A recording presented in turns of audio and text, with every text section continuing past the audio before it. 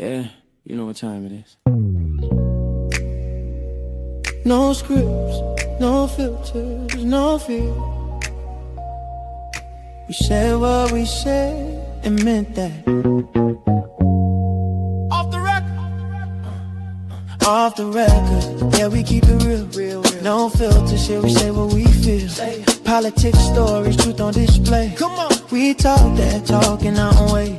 Off the record, Minion the guy, let's go. Foxy 2 Roxy 3, she go hard. I swear on everything, that is exactly what he said right here in the studio. That is the funniest thing I have heard all week. So hard, busy with the facts she never missed. Nah. I said what I said, that's the twist. Off the record, yeah. Come and catch the vibe. Where real ones talk and the truth survive.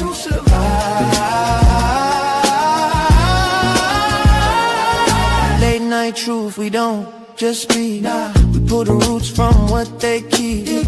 From pain to progress, we light the flame. No spin, no script, we call it by name. Minion bring the vision, Foxy bring the flame.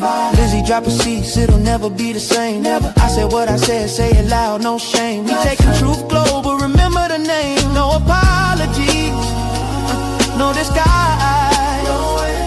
Just soul and purpose in our eyes. We move with power, bold and free.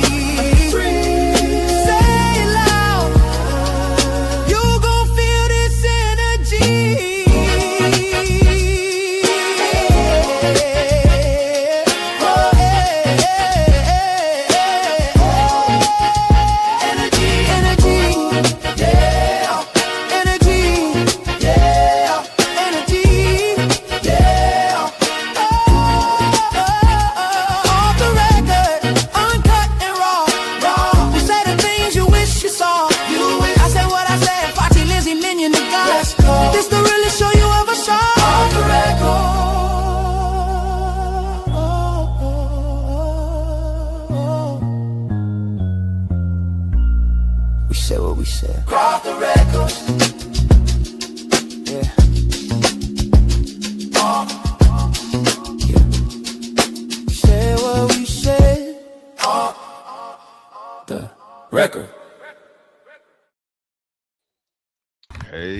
Hey, what's going on, everybody? It is Off the Record live stream with your boy Minion the God, and we got my co-host. I said what I said. The best co-host in YouTube land. What's good? I said what I said.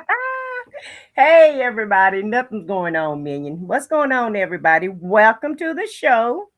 And I sure appreciate that compliment, Minion. Oh, yeah, for sure. Yeah. Couldn't do the show without you. I heard that. Okay. Well, we got a great show for you guys tonight. We hope you enjoy it. We put a little work into it. And, it's going to be the hood politics once again.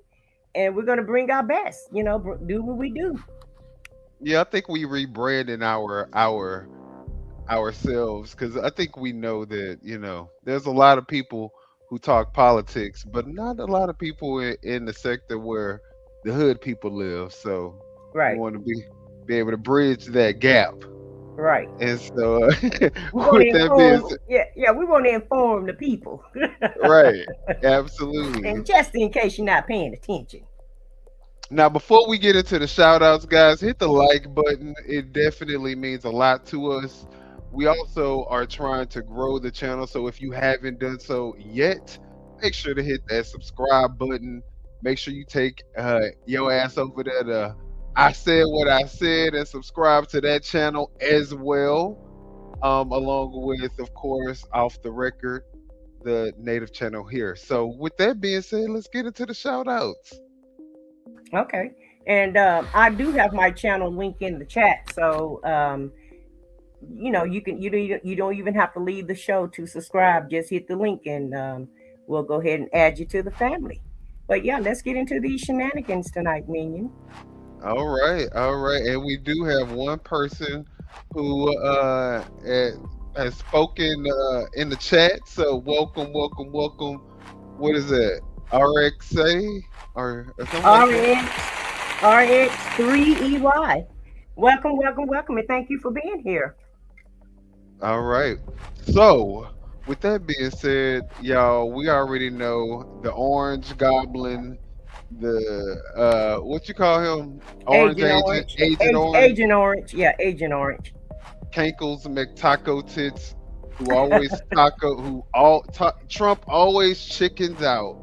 Right. And he threatened Iran this weekend, and then he said that Iran was in cahoots with him, or they were in negotiations with each Uh-huh. other, and Iran basically released a statement saying, nah, sir, Yeah, you lying. you haven't taken your meds, sir. Your Yeah, dementia is stop kicking the in. cap. We ain't had no kind of conversation, sir. Go Right. take your meds. That part. So They've been making memes about him. You know, he's keeping Iran's name in his mouth. He also said Iran gave us a present, but he's not going to let us know what the present is. So, can it be lower gas prices? Can it be lower food prices? I don't Can it think be? I don't think any of that's happening. So we'll Oh see man, what the surprise is. But yeah, he said Iran gave us a surprise present, and hopefully it's not any missiles or anything, because that's the only thing I think they're gonna surprise us with. I don't think they're gonna be giving out any nice gifts. Hmm. They definitely that gift didn't include opening up the strait. So No, no, no, no. It's not including that at all. well, we have a lot to talk about today, including the Strait of Hormuz and Iran with their shenanigans. But we're also going to talk about a lot of other stuff too. So we're going to start the show off with a patriot. And I'm not sure what this guy's name is. Maybe you know what his name is. Kyle Having a Kalinske. toddler play with a loaded handgun. Oh, that's Tennessee Brandon. Okay, so we're gonna start off, guys, with Tennessee Brando. Brandon No, Brando, Brando. Tennessee Brando. and not sure what is this video. What is he talking about on here?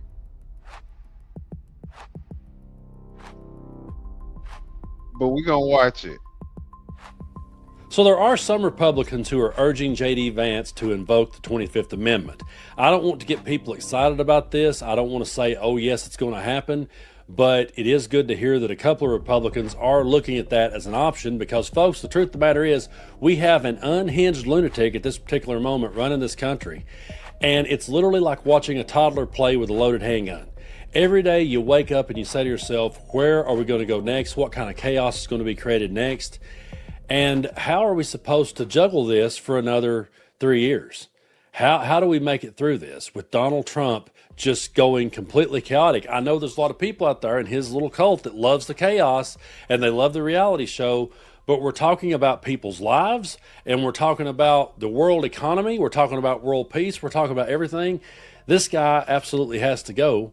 And I think it's long overdue that he's been gone. I don't think he should have ever been on the ballot to start with, leading into the election. I can't count the videos I did on the 14th Amendment talking about how this guy should never be allowed to be there to start with. But we ended up with him. And ever since then, it's been how in the hell can we get this guy out? And will J.D. Vance step in or not? Now, I don't think J.D. Vance is going to be any better. I don't think he's the better option. But I would at least like to see someone try to approach this in a more calm and reasonable manner, even if they were lying to me and full of shit. Donald Trump's reckless behavior is just completely off the charts at this particular moment, and we got to do something to dial it back. So I'm going to read you just a little bit of this article here. It comes to us from Newsweek, and I want to thank everybody for supporting what I do here on the channel. Really appreciate all of you. I saw this headline, and just for a minute, I got a little excited, but again, I don't want to. Why does it sound like that? I don't want to get too excited because we know Vance will just do whatever he's told. But J.D. Vance. Do you hear something? Or is it just me? No, I don't hear anything. Urge to invoke the 25th Amendment against Trump. So journalists. But yeah, let's pause him for a second. I kind of disagree with him about J.D. Vance being a better option than Agent Orange, aka Donald Trump. And guys, if you guys can hear us well and we don't have any feedback, could you guys put a 1 in the chat? I think Minion is having some technical issues that he want to work out. But basically, I feel like JD Vance would be a better option because number one, he's never been the president. Number two, he want to try to run for president in 2028. So I really feel like he would dot his I's and cross his T's and make sure that he kind of follows the law so that he could try to get reelected in 2028. Now, as far as him and his policies go, if he wasn't president and what policies he would put out, I have no idea what type of policies, that he would try to Scott create. McConnell, But I bet you there'd be better. I feel like they would be better policies than what Trump has going on right now. Because in my opinion, Trump policies are nothing. The policies that Trump is trying to implement, it's all about the grifting and all about trying to bankrupt America. So I feel like JD Vance would be a better option. I don't know. And I want to say hello to Julie for coming into the chat. Candy Kane, shout out to Candy Kane for being here tonight. And hello to you, Honda 420 Gang. Thank you guys for being here in Outdoors with Big Matt. So we did have a few people come into the chat while we were playing the video. But yeah, do you feel like JD Vance will be? Oh, and hello to you too, Paul. Do you feel like JD Vance will be a better president, or do you feel like it's better with Trump?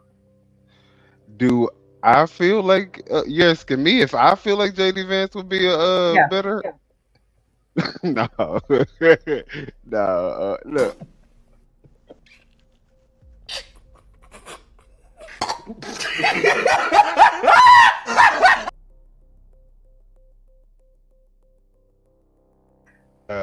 That's how you and feel. that's how I feel when I Oh, think okay. about JD Vance taking over Trump. So You don't think he would try to do a better job just so he could, because number one, he would only have what what 2.2.5 years, a little bit more than a half for right now. So if they invoke the 25th Amendment, you don't think that he would try to do a better job than what Trump is doing just to try to impress the American public, and then once he becomes the legitimate president, because if they invoke the 25th Amendment, he automatically be president, right? So that means he's going to be appointed and not elected. So if you get appointed, I feel like you're gonna try to do the best job that you can do so that you can get elected. I don't know though with this particular regime, with everything that they've already done, in Project 2025 needing to be implemented as soon as possible. I don't know. I can't say that I can see him saying, you know what, let's just completely abandon all of the initiatives that we've implemented, all the gains that we've made, and go back to trying to cater to the American public. I just don't see that happening. Well, Yeah, but if he try to continue with Project 2025, that would mean you're basically implementing Trump policies. And so I just don't think he want to take that route because Trump approval ratings are so low. I just feel like he would try to do. I feel like he would try to implement 2020 Project 2025 if he became president in 28. But just to step into the Trump shoes, if you push Trump aside and he step in, I just don't feel like he's gonna go with the same game plan. I think he's gonna try to make a name for himself and show himself in a different light. But it's just tomato tomato. It's a difference of opinion. That's all. I would say this. I would say that the reason why I feel so strongly about him not being able to even do it that way is because I don't even think Trump really has a true say in what's going on. This is an agenda that has been has been organized and orchestrated by high level the richest people in the world. So they want this plan to be implemented. Okay, so whoever ends up in that seat, especially representing the far right, well, the Republican Party at this point, because I think that's who they are right now. And if you think about it, Donald Trump is more than just being Donald Trump. These people are fanatics. These people are cult members who don't, who, I know they're running after Trump, but the ideology is still there. And if he is pushing the same ideology, he know that he can get that same staunch backing from these crazed lunatics, who are driven by racism and hatred, and really don't care about the American public. So I think that he knows how strong this base is and how Mhm. powerful the people that fund this base or this movement are. And I think he's going to basically stay in line. He's Okay. going to get dog walked like Trump is getting dog walked right now. Trump ain't his own person. They make Trump believe he's his own person, but he is really doing the bidding of his donors. In the Heritage Foundation. I understand that. However, I think we're going to have to agree to disagree with that because I just wholeheartedly feel he'll go a different route, even though he want to implement, the continue with the policies. I just feel like he would do them if he got elected in 28. I think he would be able to put it on hold and put it on ice.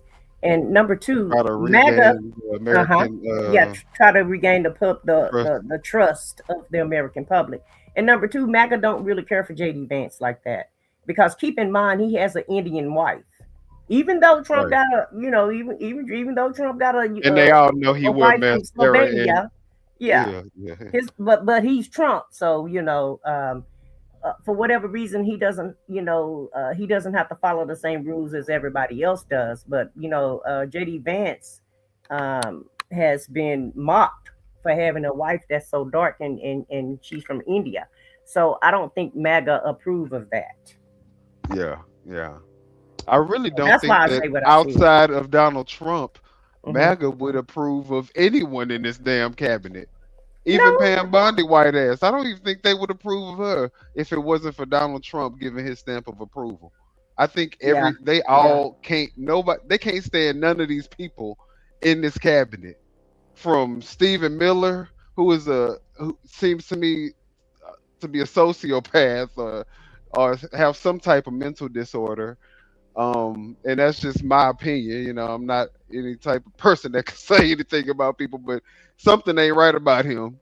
Hmm. Um, Caroline Levitt, who looks like Miss Piggy, who on fucking in Ozempic. That's all she looked like is a fucking, you know, that's Hmm. not American Barbie. Her lips are fucking too.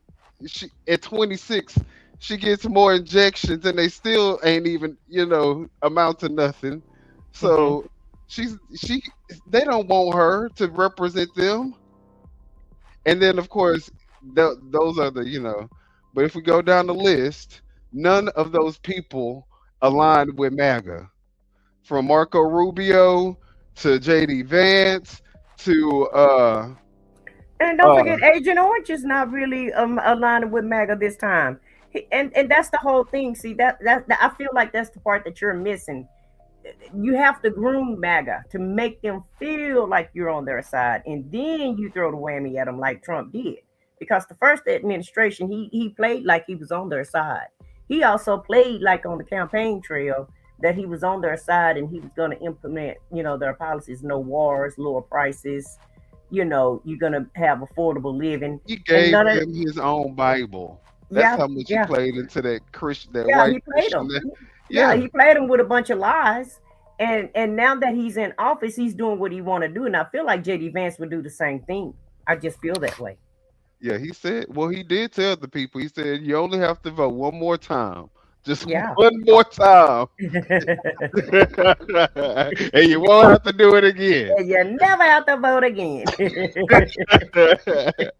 So, well, let's Yeah. finish here what our man has to say. I mean, both are valid points and ways to look at it. It's just so hard to even follow what this person, this administration is capable of and what they're willing to do. And if he were to get the power, if we could really trust him, is still up for debate. So, Founding editor of the American Conservative magazine has called on J.D. Vance to express his support for a transition of power based on the 25th Amendment.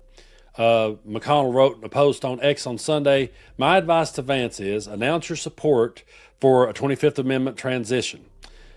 Announce that you will not be, say that Senator Chris Murphy or similar will be VP. announce you will not be a candidate in 2028, and use your position across the media to explain why this is necessary, and don't resign, he added. In a follow-up post explaining his reason for picking Murphy, McConnell wrote, an anti-war Democrat, smart and not super woke. The 25th Amendment sets the legal framework for a transfer of presidential power to the vice president if the president becomes incapacitated or is unable to fulfill their duties, dies, resigns, or is removed from office by impeachment. And media outlets have noticed that Vance has sidestepped giving public votes of confidence in the war, as he did with the U.S. capture of Venezuelan President Nicolas Maduro in January. Asked for his advice to Trump on Iran, he told reporters on March 13th, I hate to disappoint you, but I'm not going to show up here in front of God and everybody else and tell you exactly what I said in that classified room, he said, referring to the Situation Room. This is Vance. Partially because I don't want to go to prison, and partially because I think it's important for the President of the United States to be able to talk with his advisors without those advisors running their mouths to the American media, he continued. Now, according to a new Politico poll conducted on March 13th to the 18th by London-based Public First, 81% of self-identifying MAGA voters and 61% of non-MAGA voters who supported Trump's return to power in 2024 backed the strikes in Iran last month. While most Republicans are holding steady to their faith in the president, only 43% of American voters supported the strikes, according to the same poll. A majority of MAGA Republicans, 58% surveyed, said that they believe the U.S. must achieve its goals in Iran. And you know, it's crazy that these numbers. Are these people polling? Is what I want to know. Because who in the hell wants a war that's just bringing higher prices? That it's not benefiting America, not one bit, except making our prices go up and making us less safe. But I think you're putting too much thought in it. When you're in a cult, you follow the leader. You don't follow the policy. So if the leader changes mind, then you change your mind. You heard what he said. That's what I want to know. Yeah. So apparently they're polling MAGA, in my opinion. Because the rest of America is not on board with this war. So in my opinion, they're polling MAGA. And you know, and rightfully so, because that's who Trump's base is. Right. Because everybody already know where the rest of America stand. You know, everybody else is already complaining about the war, and we don't want war. And so MAGA is the only one that's, you know, that's gonna follow him, no matter, you know, which road he lead them down. You know, even if he tell them to go jump off the cliff, then that's just what they're gonna do. Okay. So I think that's who they're polling, because those numbers were outrageous. Before, even if it means more American lives are lost, that shrunk to 44% of non-MAGA voters said the same, according to the poll. The notion of Vance taking over has repeatedly bubbled up since Donald Trump's return to the White House in January 2025. Everybody knew this was going to be a disaster going in. It's like you're just sort of looking at Vance going, well, this is probably going to be our president before long, because this can't last forever. When at the age of 78, he became the oldest person to assume office. Newsweek contacted the White House for comment by email this morning. But right here, what does the 25th Amendment say? The 25th Amendment was drafted by Congress after the assassination of John F. It was just after the assassination of John F. Kennedy. Okay, so before he goes into what that is, you know, it is sad that as America, we decided to vote the oldest person in office that was, in fact, the most corrupt person that we could ever vote into office. Someone who never had any political background, someone outside of wrecking the country the first time and putting us in the highest amount of debt that we've ever seen one president put the American people in one administration. He did that, but then we rehired him again as the president, 34-count felon, someone who is known to be a sexual or abuser of women. Now it's being alleged that they were a lot of women on the younger side. Mm-hmm.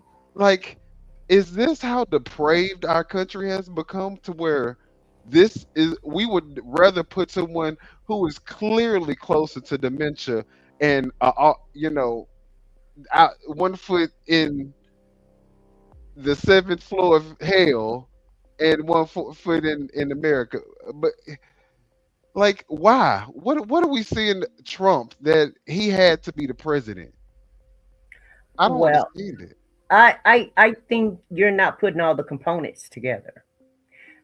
And right, you're rightfully so to ask the question, because make it make sense. Now, the Democrats ran an old man out of office just for the Republicans to put another demented old man in office, and make that make sense right there, first of all. Right. And second of all, America is still racist and America is still misogynistic. Okay. And so that's who the candidate was on the opposite side. You had a black woman that was running for president, and America just is. I guess they're still not ready for a black person to be in office, and they're definitely not ready for a woman to be in office. And so they rather have a criminal in office versus having someone that's qualified to be in office. Right. So that's Someone why that's we're in the competent. space. That's why we're in the space that we're in today. And these people are okay with former Fox weekend show host running the Department of Defense. Right. It's this madness. Kennedy in Yeah, 1963 and was ratified. the whole cabinet is just totally incompetent. Nobody, Marco Rubio is probably the only person that he put in place that knows what anything about government. Everybody, and Pam Bundy too, because she used to be the AG for Florida also, so she have a little experience. But in some of these people, they Florida, know. though, I think that disqualifies you when you say Florida. So I'm sorry. She At this in point. alligator country, so she she disqualified because she in alligator country. Yeah, nah. But Yeah, she did have a little experience as far as running the government. And hell, right. I'd rather have someone that has little experience than none whatsoever. Like the most of the cabinet and most of the people that's over the heads, that's over these entities. They don't have a clue of what's going on. Just like a lot of them didn't have a clue in the first administration. But he didn't hollow out the department, so you had people with the experience that could help run the agency. But now, since Doge came in and got rid of all the older people Federal, that was yeah. employed, and the experienced people, it seemed like that's what they wanted to do. That was the intention, was to get rid It of all the literally brought experience. in a whole bunch of young people. Like, Yeah, and put some people in there that don't know what they're doing, so that way they can run amok and do what they want to do, and nobody's gonna say anything because nobody know any better. right, So I feel right. like that was the name of the game anyway. That was the plan. Well, they did it. 38 states and 67. It instituted to prepare for medical emergencies and incapacitation that could prevent a president from performing normal duties. Section 1 of the amendment states, in the case of the removal of the president from office or his death or resignation, the vice president shall become president. Section 4 states that the vice president can become president whenever together with the majority of the cabinet, deem the president unable to discharge the powers and duties of his office. The 25th Amendment sets a high threshold for replacing a president with the vice president and is widely regarded as a measure of last resort. But Donald Trump has faced 25th Amendment calls before. Democrats have called for Section 4 of the 25th Amendment to be called on several occasions since the first term in the White House, including after the Capitol riots on January 6th. So, folks, I don't know, if J.D. Vance would ever do this, but, if you look ahead, or if he looks ahead to a political career, how does J.D. Vance have a political career if Donald Trump does end up going down for all of this? And how does he Right. really have one in 2028 when he's trying to stand there and say that he wasn't part of this? How's he going to distance himself from it then if he won't say now? I look around, and I've said here on the channel before, I could see some B-side sleeper candidate like a Tucker Carlson sneaking in and getting the Republican nomination, because at least he would be able to say that he didn't support the things that Trump did, and he could say he's been speaking out against Trump. How the hell does J.D. Vance have a career after this? And how does J.D. Vance stand on a debate stage with other Republicans who will be coming after him? And then how does he face down against the Democratic challenger if he's the nominee? How does he face that when he's went to bat for Trump every step of the way and enabled it? He's going to have the stench of Donald Trump all over him. And what we're seeing right now more than ever is Donald Trump becoming more and more unhinged. And I don't know how that we end up getting out of this one. I don't even see voting our way out of it, to tell you the truth, because I really have no faith that we're going to have free and fair elections. And again, I'm not trying to be hyperbolic or bring down the room, but it's just realistic. You know, when you I mean, he's right because they are doing everything that they can to make it hard for regular people to cast their ballots when election time comes. So yeah, it's it's a real crazy spot that America finds itself in right now, where on the interior, Americans feel like the government is going against their own people, and then you have America fighting everyone on the exterior. It is like, what are we doing here? What is going on? Because we isolate other countries to the point where you don't really even consult with any of these countries when you decide that you're ready to just strike Iran, and then you start begging and groveling to them so that they can come help you, for them to tell you, no sir, you got this. You made this bed, now lay your dumb ass in it. Exactly. But I think you're underestimating the American public also, because seems like to me they forgive and forget really, really quick. You know, Well, they said they didn't want no wars. Now they're on board with wars as far as MAGA go. So I feel like the Republicans and the Democrats both demonized each other so much to make everybody look subhuman, to where you have to pick a side. You know, they right, got it's that's the point that we are in politics. It's no longer I just disagree with you. Now I have to hate you. You right. know, I have and to wipe so you out. I have to, yeah, I have to take you off and have to wipe you out. And I have to say the most disgusting things that I can find to say about you and demonize you. And so everybody's just going to pick their side. And so you automatically see you saw what happened with Trump and Kamala Harris. So But you saw those choices. You clearly right, had someone that was totally qualified to be the president, and you had someone that was totally not qualified to be the president, but they put the not qualified person in, over the qualified person, because she's a black woman. And right. so Because hatred and the hatred and the racism racism would take prevailed. precedence every time. Right, Yeah, it's going to exactly. prevail and take precedence every time. And that's the sad part about it, because these people are using their hatred, and their racism and their indoctrination from a young person that black people were somehow less qualified or less than them, not Hmm. equal to them. So Yeah. they have lived their lives thinking this absurd, because the most uneducated people in America, I mean the largest number of uneducated people in America, would happen to be on the white side. But the thing about it is, these people are cheering on for their own demise, because Trump cares absolutely nothing about these people. He used No. Yeah. all of their ignorance, their hatred, their stupidity to get him in office, and now he could care less if their gas prices go up. He could care less if they're no longer able to um, take advantage of the medical subsidies. He doesn't care if these people no longer have SNAP benefits.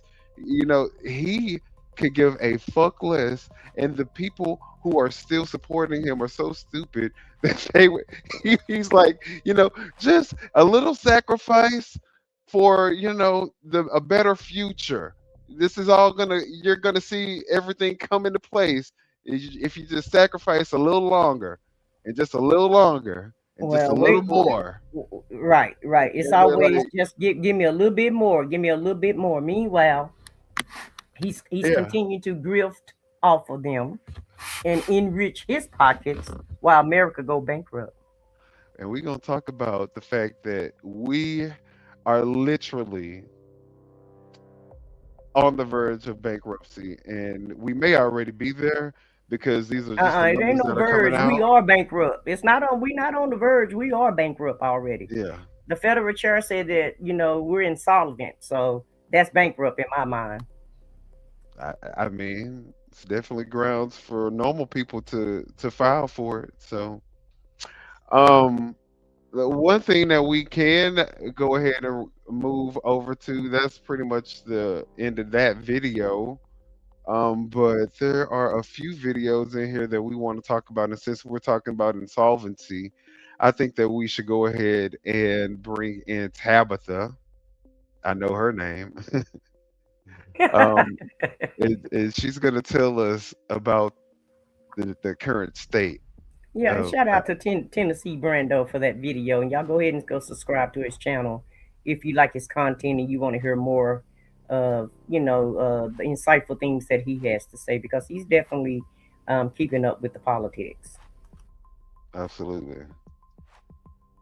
Real quick, the United States is now bankrupt.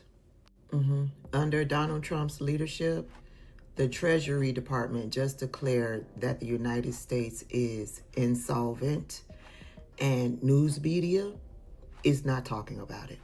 Fortune magazine is reporting the United States government is insolvent. That's not hyperbole. It's the conclusion drawn directly from the Treasury Department's own consolidated financial statements for fiscal year 2025, released last week to near total media silence. The numbers: the United States has 6.06 trillion in total assets against 47.78 trillion in total liabilities as of September 30th, 2025. In my opinion, the way that I'm looking at it, the United States is broke.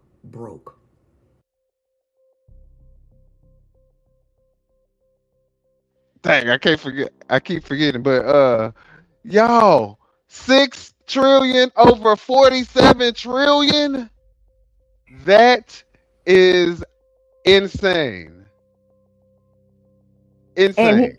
he's asking for 200 billion for this war that he says is not a war, right? And That's what he say. He that's says what he that say. What did it's he say it was? excursion. It's an excursion. Yeah, Excursion. an Uh-huh. excursion. So he want $200 billion for an excursion, and I feel like that was the reason why he was trying to get rid of Jerome Powell, which is the Federal Reserve chair. He was trying to get rid of that man, and that man had to go fight for his life to keep his job. But he's still going to leave in May, and that's when his term is up. If they can confirm a new person, if not, then guess who get to stay? So let's see what they're gonna do. But I feel like that's one of the reasons why he wanted to get rid of Jerome Powell, because Jerome Powell is going to tell the truth about the economy. Whether you choose to believe it or not, that's on you. But he is the Federal Reserve chair, and he knows what he's talking about. Okay, and he was in what, 2 or 3 administrations being the Federal Reserve chair, so he knows what he's doing. And so I feel like Trump would love to cover things up, and so I feel like that's one of the reasons why he was trying to get rid of him, so that he can manipulate the interest rate the way that he want to manipulate it, and lie to the public, and and tell the public that we're not broke, when we're actually, like Tabitha say, baby, we broke. Broke. Okay, Not we broke. are broke. We broke.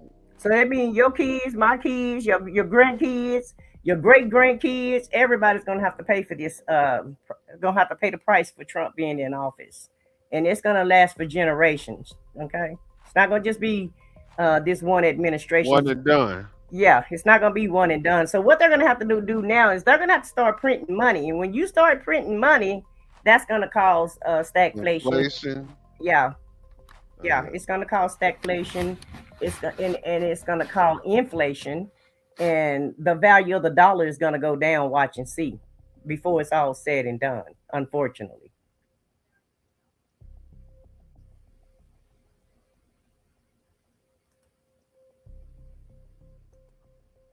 Are you still with us?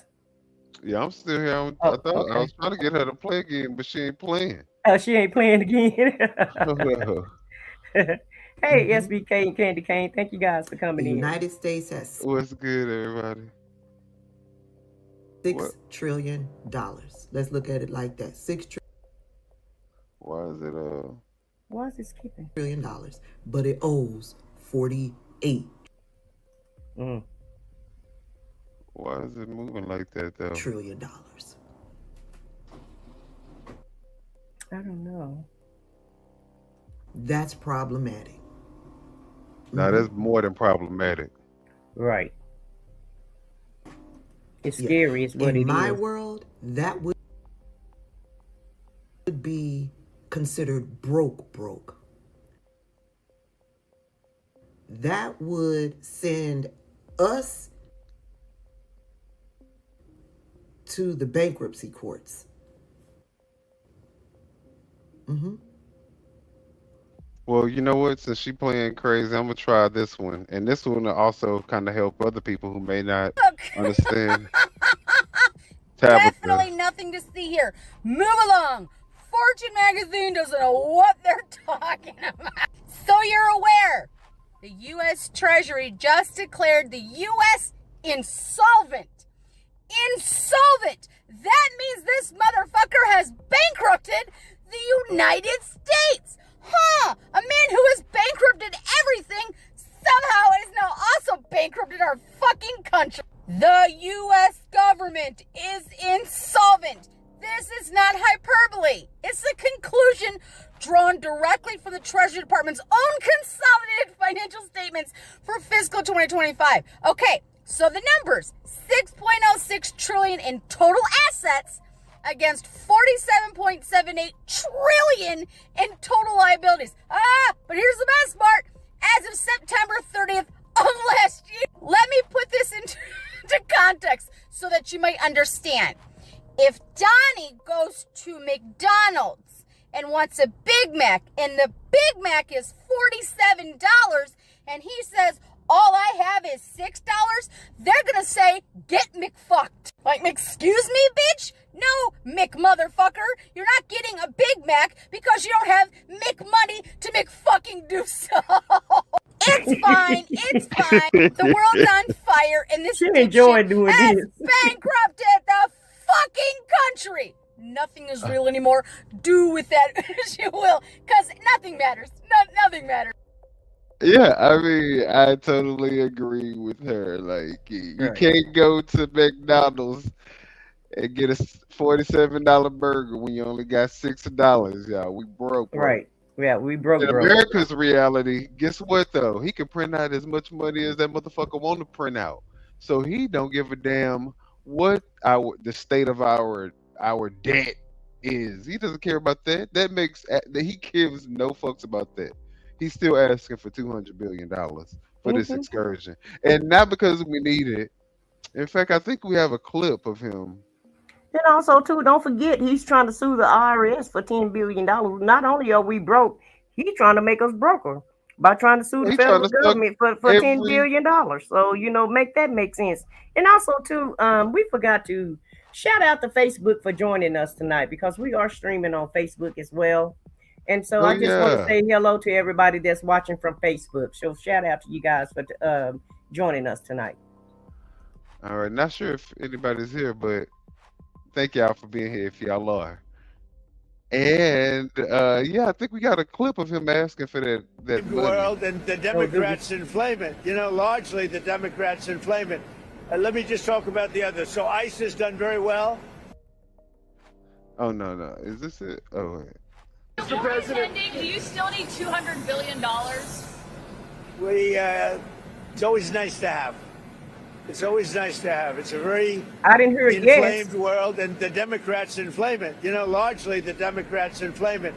Let me just talk about the others. So ICE has done very well. Yeah. So he's like, I mean, it's just nice to have. You got to have a little extra change when you just want to have a little extra. So, But did you see the look on his face also? The look told everything. The look told you he didn't need it. I didn't hear him say Yeah. yes. And now he's just using buzzwords because he already know if you know, like I was saying earlier, you know, everybody hate each other. So just put some buzzwords. The Democrats, the Democrats, the Democrats. How many times did he say Democrats? Right. He has so In this much of one an sentence. ego that he has to make it seem like he doesn't really need something that, I mean, and he doesn't really need it, to be honest. He doesn't. You know, we all know he Right. doesn't really need it. But if he really did need it, he still would be too fucking much of a narcissist, egomaniac to even just say, you know, yeah, we do need it. He would Mm-mm. come up with the Democrats stole this, and you know, their corrupt behavior. Yeah, Buzzwords. all that. Yeah, Democrat yeah. corruption. Uh, It's the fault of the Democrats. And you know, it's how can the Democrats be at fault when the Republicans got the House, the Senate, the presidency, and the damn Supreme Court? So you got all four everything. branches of government, three branches of government, and the Supreme Court. And I say they're a branch of government also, the way that they've been operating, because they've been making rulings on things that they don't have any business doing, like what they're doing right now with the mail-in voting laws, which voting is supposed to be incumbent on states. So anytime you get anything from the states going to the Supreme Court, really normally they shoot that down and tell the lower courts to handle that. But now, since everybody trying to take everybody, the Supreme Court trying to take the voting rights away, so they hurry up and took this case on. But at the end of the day, it's all deflection and buzzwords. It's basically what Agent Orange is all about, in my opinion. Oh yeah, that's his brand. So yeah, that's him basically saying he doesn't need the damn money. Y'all just give it to him because he said give it to him. All right. But let's look at Nick Fuentes because I know that's always, we always get a kick out of watching Nick. And let's not get it twisted. Nick is not on our side. He's only changing sides because he didn't get what he wanted. And so all the inflammatory rhetoric that he's spewing these days is entertaining for me, but I'm not fooled one iota who Nick Fuentes is. He hate Jews, he hate black people. He used to Right. love Trump, but since Trump not doing what he wants, so now he's just telling Trump how he really feel when he's the one who helped put him in office. So make sense. Right.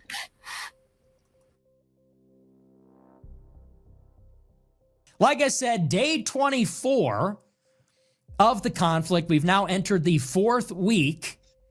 2 more weeks, guys. Just 2 more weeks. 2 more weeks to flatten Iran, and then we're out. Then we're done.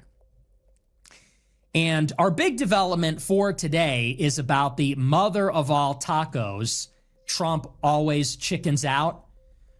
And honestly, this one caught me a little bit by surprise. I can't lie. I honestly thought on Saturday, I said, there's no way he's walking away from this.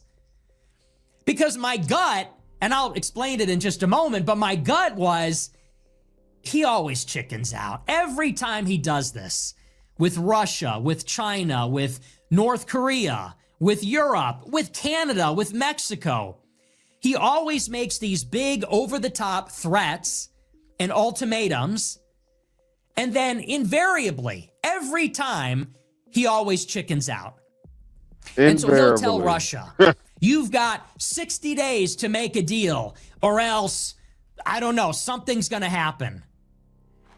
And then we arrive at the deadline, and Trump says, never mind, we're making great progress. There's really no need for that. He'll say with China, if China puts tariffs, if they retaliate with tariffs against our tariffs, well, then we're going to increase it to 100% and then 200% and China retaliates with tariffs, and then Trump begs Beijing to back off.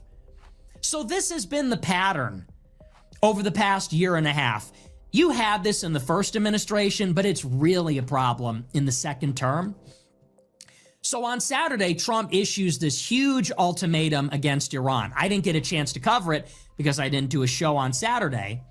But over the weekend, Trump puts out on Truth Social this huge threat and says, if Iran doesn't open up the Strait of Hormuz in 48 hours, then we are going to destroy their energy infrastructure. We're going to destroy their oil, their natural gas, all their critical infrastructure.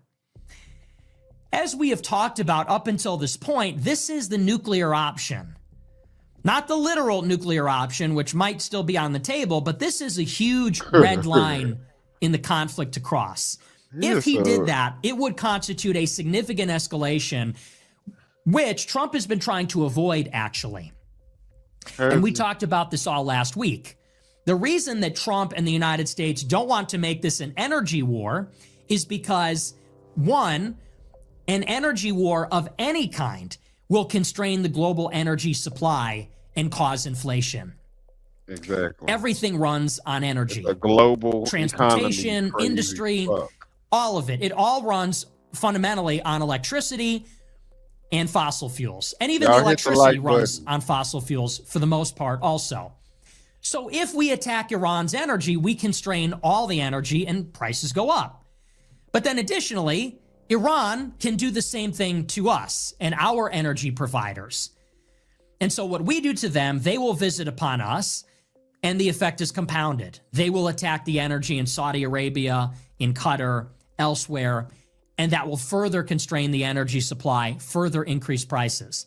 So that's why this is a really big deal. Trump says if they don't open up the strait, which they're surely not going to do, if they don't open up the strait, we're going to decimate their energy. Predictably, Iran almost immediately comes out and threatens exactly that. Iran's foreign minister comes out within hours of Trump's statement and says, well, if the United States bombs our energy, we'll bomb Saudi Arabia, we'll bomb Qatar, we'll bomb the United Arab Emirates. And what's more, Iran said that energy infrastructure is civilian infrastructure. So Trump is talking about the electrical grid. He's actually talking about power plants. He's talking about the electrical grid.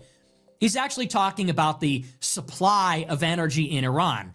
Just like in Ukraine, this is a very big factor in their war. So the foreign minister of Iran comes out and says, this is civilian infrastructure. It's also energy infrastructure.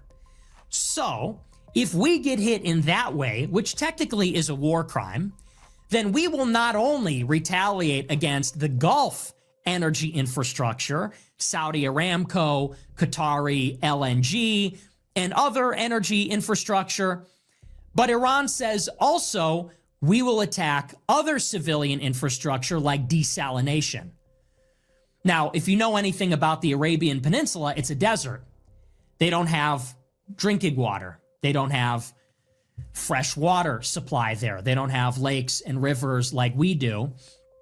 And so the way that they provide water for their huge population on these coastal cities is they desalinate the water. They take water from the Gulf and they remove the salt, the salinity, and that makes it available to drink.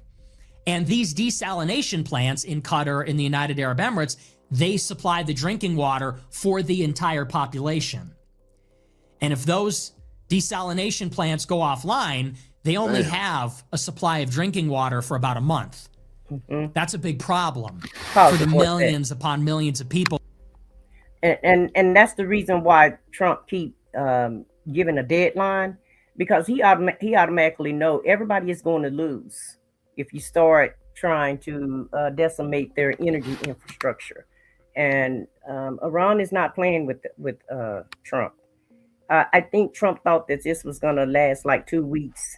You know, like Nick said, you know, I think he thought it was going to be like Venezuela. He was just going to run in there and take the Ayatollah out and then make a few demands and threats, you know, bully his way through the conflict and then just, you know, pull his marbles out and pull out. Yeah. And so Iran not going for that.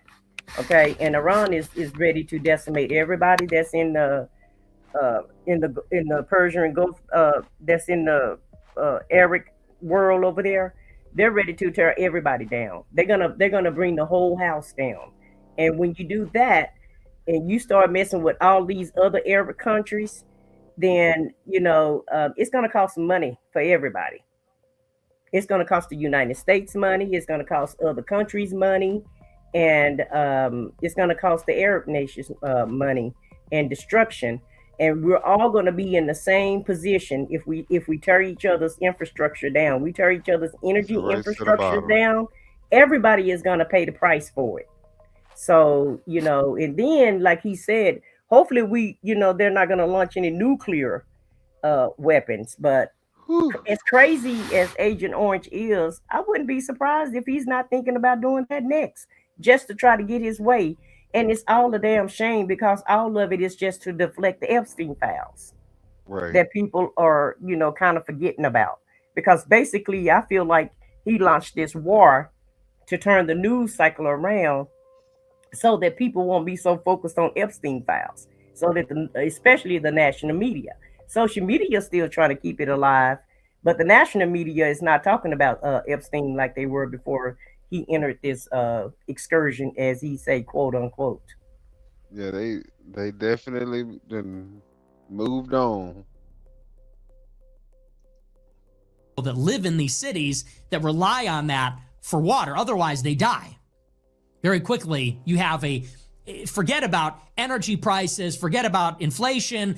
Now you've got a real problem on your hands with the tens of millions of people that live in all these major cities. So this is all predictable. And we talked about this last week.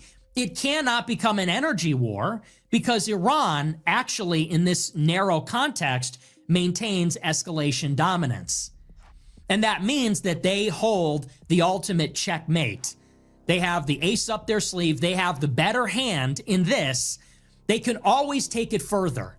Whatever we do to them, they maintain the ability to launch drones and ballistic missiles because of the mobility, the abundance, how cheap and economical these weapon systems are. And so we can literally drop nukes on them. We can drop the biggest conventional ordnance on them. We can hit them as hard as possible with our whole arsenal. We could invade, for that matter. We could even invade. And they would still maintain the ability to launch missiles from the shoulder or from the back of a pickup truck going 100 miles an hour on the coast. They could still launch drones that can and will hit the desalination plant, Saudi Aramco, Qatari's LNG facilities, and inflict severe detrimental problems on the Gulf countries and then the global economy. So this is why we didn't want to take it there, because whatever we do to Iran, they could always do something worse to us, something that we actually cannot tolerate. And so this is why I say Trump makes this threat on Saturday, and he's really putting his credibility on the line, because it wasn't exactly ambiguous. There wasn't a lot of wiggle room here. Trump said in all capital letters, you have 48 hours. Open up the strait, or else. If you don't open the strait in 48 hours, we're attacking Bushehr, we're attacking your electrical grid, we're attacking your power plants, and that's it. And that's your last chance for peace. These are his words. Now, the reason that this is a bit conflicting is because you say, on the one hand, Trump always chickens out. So if this is like all the other threats that Trump has given over the past 2 years or year and a half, well, he'll probably back down. Because as I said, there's a quick survey of examples. There was the trade war with China almost exactly a year ago today, where Trump chickened out. There was his ultimatum, or actually series of threats against Russia over the entire course of last year, where Trump always backed down and chickened out. And so you see this threat over the weekend and say, surely this is not serious. Because if Trump follows through, and almost certainly he's going to have to, Iran maintains this capability. They're not going to open up the strait. They know how that will play out. Definitely not. They know that they're able to hit the Gulf, and Trump knows that, and they know Trump knows that, and so on and so forth. I said, so surely Monday will come. The Strait of Hormuz will remain closed. Trump will be forced to make good on the threat. But he knows what will happen, which is unacceptable. It's unacceptable for all the Gulf countries. It's unacceptable for Washington. So if history is our guide, then Trump will have to, in that case, back down. Monday will come. They will not open up the strait, and Trump is going to have to say, forget it, never mind. Well, it's Tuesday now, so and that's exactly what he said. He actually gave them 2 more weeks. Is basically what he did. He extended that threat for 2 more weeks. You know, because everything is in 2 weeks. That's a special number. Yeah, the 2 weeks. Yeah. The infrastructure going to be in 2 weeks, and jobs are going to come in 2 weeks. That's the magic number. We're going to have insurance in 2 weeks. Everything in 2 weeks. I guess that's long enough for people to forget. At the same time, as we've talked about in this conflict so far, that's what they probably we are in a stalemate. And the stalemate consists in the fact, as we've just discussed, that Iran maintains escalation dominance. There's nothing we can do to Iran to either A, topple their regime and destroy the personnel that are carrying out and prosecuting the war, or 2, suppress their ability to inflict damage on infrastructure in the Gulf and against the United States and Israel, and close the Strait of Hormuz. So if there's nothing that we can do to escalate and win, then the only available option is either we got to stick it out and fight a war of attrition. We have to fight literally until Iran runs out of ammunition or personnel, or until their society collapses after a prolonged siege, which is devastating for us. Or, and this is the most likely outcome, we have to retreat. We will have to retreat without achieving all of our objectives. We'll have to leave the Iranian regime intact. They effectively exercised a veto over our war using the Strait of Hormuz, which means that now we've ceded control of the strait and therefore the global energy market to Iran. And even though we've inflicted a lot of damage on Iran's military, they will be able to say, for those reasons, it's a strategic victory for them. They will say the U.S. and Israel threw everything at us and we survived. And that's our mandate to govern. That is why the Islamic regime isn't going anywhere. And what's more, the United States better not try that again. And there's a word for this. It's called deterrence. Iran has reestablished deterrence over the U.S. and Israel, whereas in the past, the U.S. and Israel provoked Iran repeatedly and confronted Iran and seemed fearless in provoking and confronting Iran because they made assumptions that they could defeat Iran. Now, Iran is able to say, well, you tried it and you failed, you lost. You didn't get what you wanted. We denied you. And so now in the future, you will be less likely to confront us again because you saw what we're made of and you saw what you're up against. You saw that in the end, there's nothing you can do. We're too big, too many people, our bench is too deep, we have too many drones and missiles. So in the future, you're not going to try it. We have effectively deterred you from intervening again. Now this is a very critical concept. The reason that Trump wants to escalate to de-escalate, the reason that Trump wants to find a way to exert leverage against Iran through escalation, without boots on the ground, without nukes, to break the stalemate, is because he knows, and the military planners know, and Israel knows, that if we just walk away without any grand finale, without a climax, without actually achieving anything tangible or persuasive that we can tell people that we won, then that is what it looks like. It looks like we went whole hog, we didn't get what we wanted, we shrugged, and we walked away. And the whole world has taken notice, Iran included, and their people, that Iran won the war. So what Trump is trying to do to break the stalemate is he is going to have to, in a way, bluff his way out of this. In order to avert a situation where he loses face and gives Iran that strategic victory, he's going to have to find a way to land a blow against Iran in a way that doesn't escalate out of control, where we're invading or bringing boots on the ground, or there's serious casualties, or there's some humiliating American tactical defeat. He's going to need to inflict some kind of blow to increase leverage, to extract some concession, and that is your escalate to de-escalate. Increasing the firepower in a creative way to achieve a tactical victory so that we can retreat with honor, withdraw with some dignity. And that way, we break the stalemate, we exit the conflict without losing face, without losing deterrence, without handing Iran that strategic victory. So what is very important about all of this is credibility. If Trump is telling Iran, hey, we don't care, we'll destroy your energy, and even if you retaliate, hey, see if we care, we can take it, we're strong, we're fortified. Yeah, we don't need the Strait of Hormuz. This ain't even our fight. That's what he was saying earlier. This Right. not even our fight. All right. You know, y'all want the strait open, y'all go get it open. But they like, sir, we can still go through the strait. What you talking Right, about? right. Well, it's But not we- affecting us. It's affecting you, not us.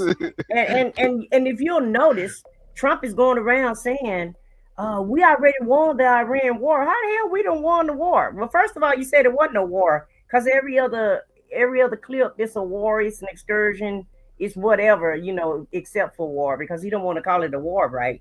But at the end of the day, he's going around claiming victory already, and Iran say, "Oh no, no, it's not over with yet." So, like Nick said, he is going to try to weasel his way out of this, and he's trying. That's why he's sent Jared Kushner over there and his father to go over there and try to talk to Iran. You don't start it. It's like a bully, trying to bully people, but really don't know how to fight. And so, Right. you know, he's always starting shit, but he can't finish it. And it seemed like that's a pattern that he does. He gets himself in a mess, and then he asks somebody else to go clean it up. And basically, that's the reason why he told Iran they have 2 more weeks to open up the strait of Hormuz, because he's trying to get Jared Kushner and his father to go over there and clean up his mess that he done started. But I don't think it's going to be that easy. I think he in a FAFO moment, and I think he's messing with the wrong people at this point. Yeah, I feel like he thought he saw a grift where he can make a lot of money, Mhm. a lot of money, real And quick. oil, and oil. Yeah. Oh. He thought he was what he saw, but he did realize the ramifications that came with that, and Yeah. I think that he's learning. Yeah, it wasn't gonna be that easy. And the whole thing about it, that's the reason why previous presidents have always tried to be diplomatic with Iran. You know, Obama set up, you know, a whole deal with Iran so that they wouldn't produce nuclear weapons. And Trump went and just, you know, dismantled that and started this war with Iran, and, you know, along with Israel. Really got Israel, Israel kind of put Trump in this war with them. And I seen BB's talking Yeah, about dog walk Trump into yeah, this war. Netanyahu said that Trump, even if Trump want to stop this war, he can't stop this war. He said Yeah, Trump he is not in said, yeah, charge Trump of it. don't have no fucking say. Yeah, He is a fucking pet.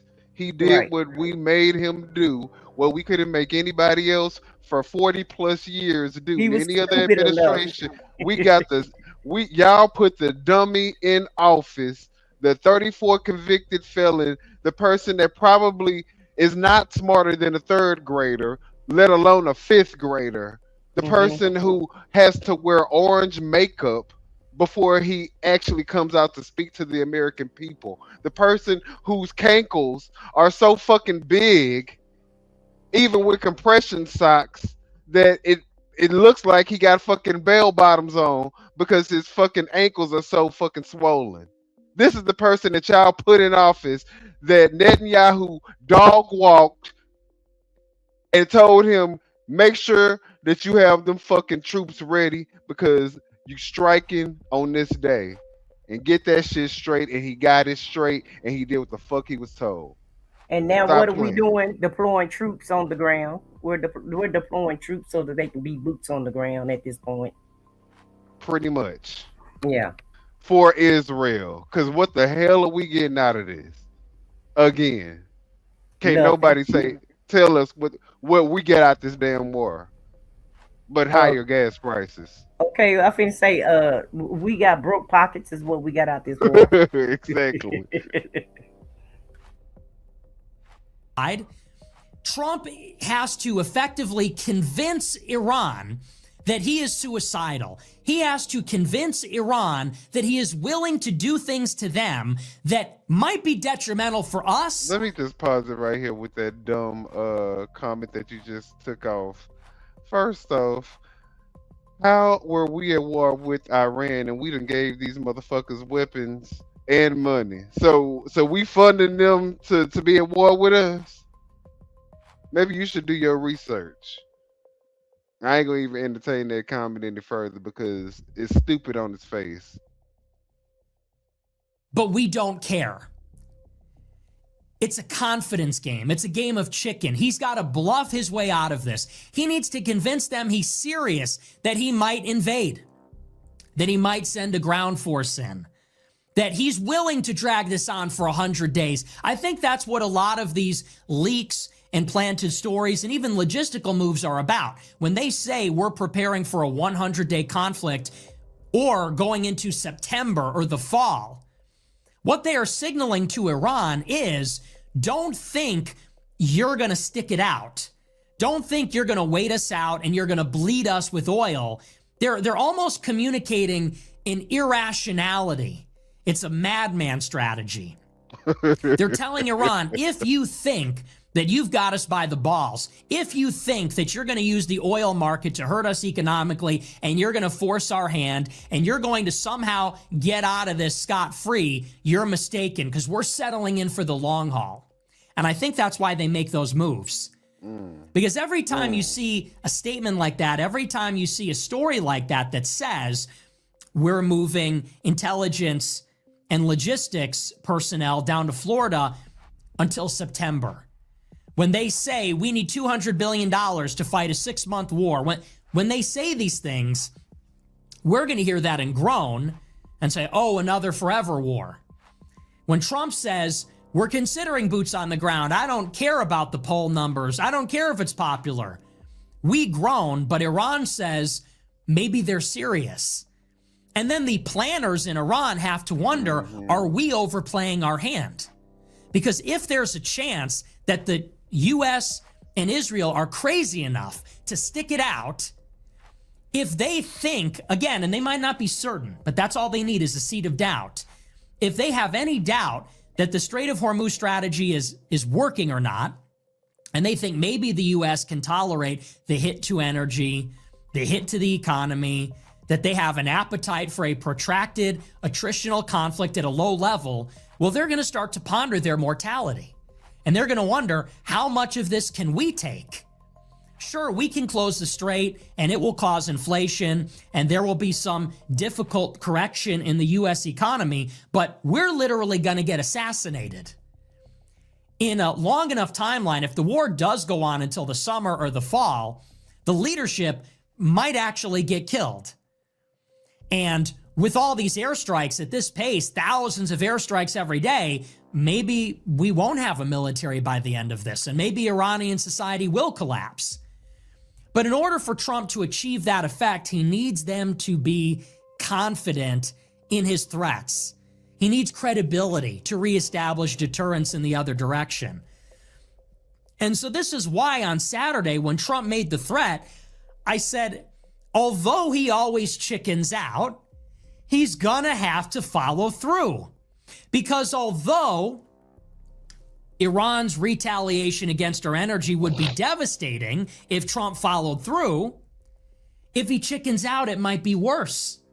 Because chickening out causes us to lose credibility, lose face, and then we lose our ability, we lose our credibility to bluff and convince Iran that they don't have us by the balls. Bluff. And yet, Trump chickened out. Even though this is like the all-important ultimatum, you can't do this. It's so reckless. In a conflict of this nature, in the situation that we're in, Trump chickened out. And so this morning, it did surprise me, actually. Trump came out this morning and said, actually, we're going to postpone the deadline. We're going to give Iran 5 days. If Iran doesn't open the Strait of Hormuz within the new timeline, which is by the end of this week, then we will carry out the strikes. He said, but we're postponing it because we're actually making progress on a deal. Trump says that his administration has spoken to the Iranian regime and they have made progress on a framework for a deal, one where the U.S. and Iran might actually work together. And Trump also implied that the deal is almost finalized. He said that every point of agreement, or rather every point of contention, has been resolved. And they agree on all the fundamentals, and Iran has agreed to share the strait and give up nuclear enrichment and give up their highly enriched material and all these things. And this is just, in the first place, who even believes this? It's who believes? If you believe him, if you don't believe him, I'll probably get more like this. If you don't believe that Trump is having conversations with Iran and Iran is gifting them great gifts and giving them everything that they want, if you don't believe that, can you hit the like button? And subscribe to the channels if you guys haven't subscribed already. Subscribe. If you don't believe it, subscribe to the channel. That's right. And subscribe. I said what I said. Not like this comment right here. It said, don't forget the rest of the world also get affected by Trump and Israel lust for blood. And it isn't making other countries like us, like the U.S. And you're absolutely right about that, Brumbass DK. Because this is affecting everybody in the Middle East. Everybody is being affected. And somebody, it was a derogatory comment, but they were right about Saudi Arabia, because Saudi Arabia is joining in the fight also. And with the troops on the ground, like Nick says, a lot of people finna be unalived at this point. And I think it's going to escalate, because these people have been fighting for the last 2,000 years. And someone else put that comment in the chat also, that, you know, the people in the Middle East, they've been fighting wars for over 2,000 years. You think they don't mind fighting us? And Iran is so huge, they're never going to give up. It's not costing them much to do their missiles. Their missiles only cost $20,000 to $30,000. Right. With our they missiles, probably getting a discount with the amount of missiles they need. They probably getting a discount. Yeah. You know, and it's costing us millions of dollars for our missiles. And so the math is not mathing with what we're doing. Nothing is adding up with the decisions that are being made. And like, you know, I hate to agree with Nick, but Trump is trying to weasel his way out of this, and he's trying to find a good landing spot is basically what he's trying to do. And I'm telling you, that's why he sent those his son-in-law, which is not even in government at all. I don't even know why Jared Kushner talking to anybody in the government. He's not even an aide or anything. Especially on a global level. Yeah, on a global level. Even on you know, just in the United States, he's not in the right. That's what I'm saying. That so in itself would be appalling, but the fact that now he's doing it on the global stage is like, what does our country come to? Like, is this really something that we can be proud of? You know what I'm saying? This administration is a disgrace.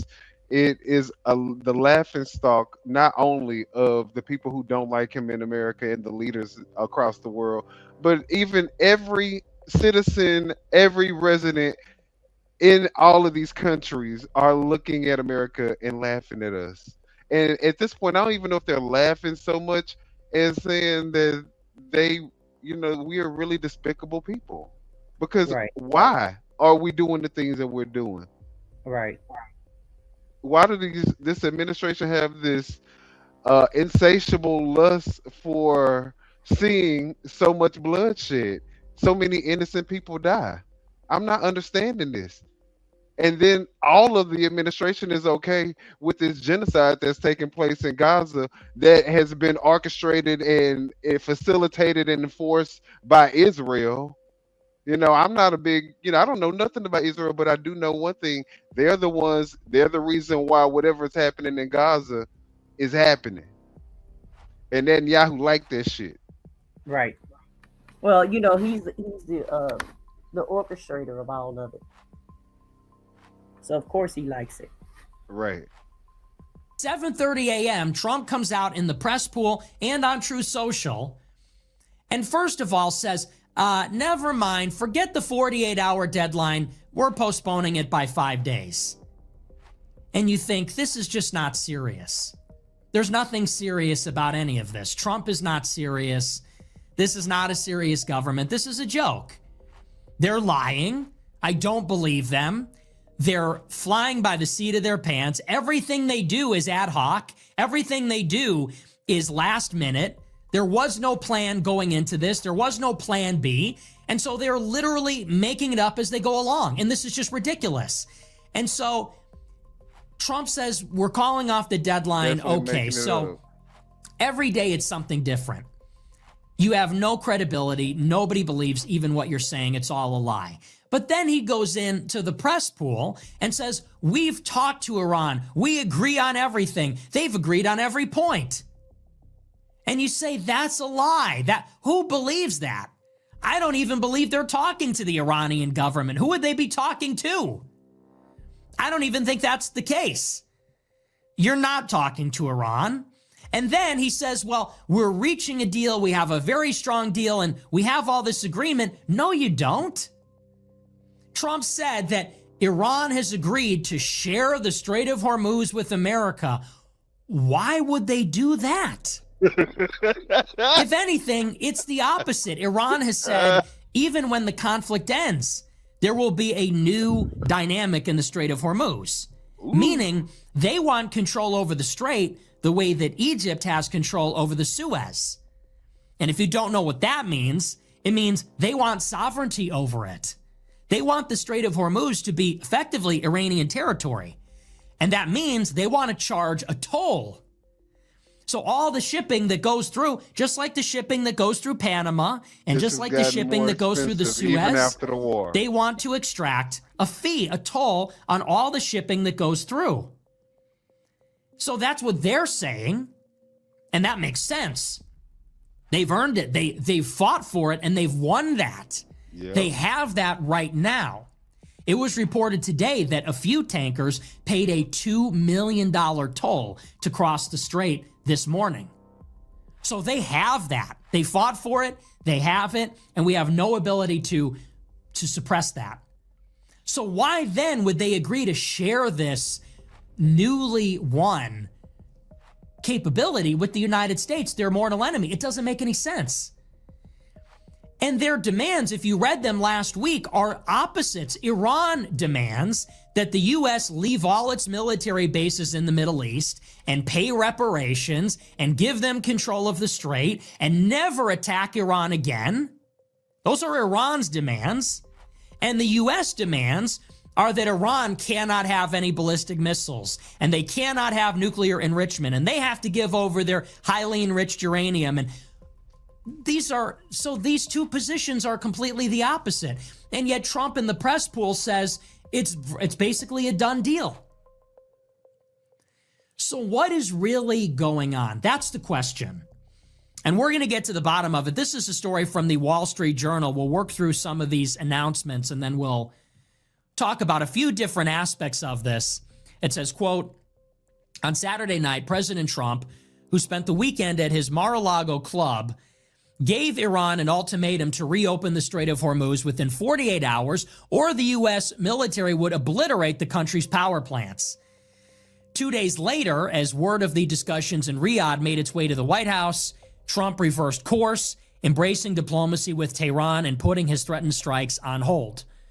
Trump's shift Monday morning followed a series of closed-door discussions through Middle Eastern intermediaries that U.S. officials said gave them hope that an agreement to settle the conflict was possible.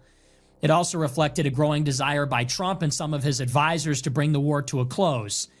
Trump's announcement that he would postpone for 5 days strikes on Iranian power plants triggered a stock market rally, giving the president a small reprieve after weeks of pain on Wall Street. But Arab mediators privately expressed skepticism that the U.S. and Iran could quickly reach an agreement, noting that the two sides remained far apart. Trump's assertion that the talks were productive was met with pushback from Iranian officials who denied that the discussions were taking place. So, like I said, we don't even know what's going on. Trump is lying, and we really have no clue. How much of this is the fog of war? How much of this is just BS from Trump? It goes on, it says, as a condition of any deal to end the war, Iran is demanding that the U.S. and Israel pledge not to launch future attacks. Tehran is pushing for compensation for damages sustained during the war. The U.S. still wants what it sought from Iran before the war started, which is the dismantling of Tehran's nuclear complex, a suspension of its ballistic missile program, and a stop to its support for proxy militias. Mohammed Bagher Ghalibaf.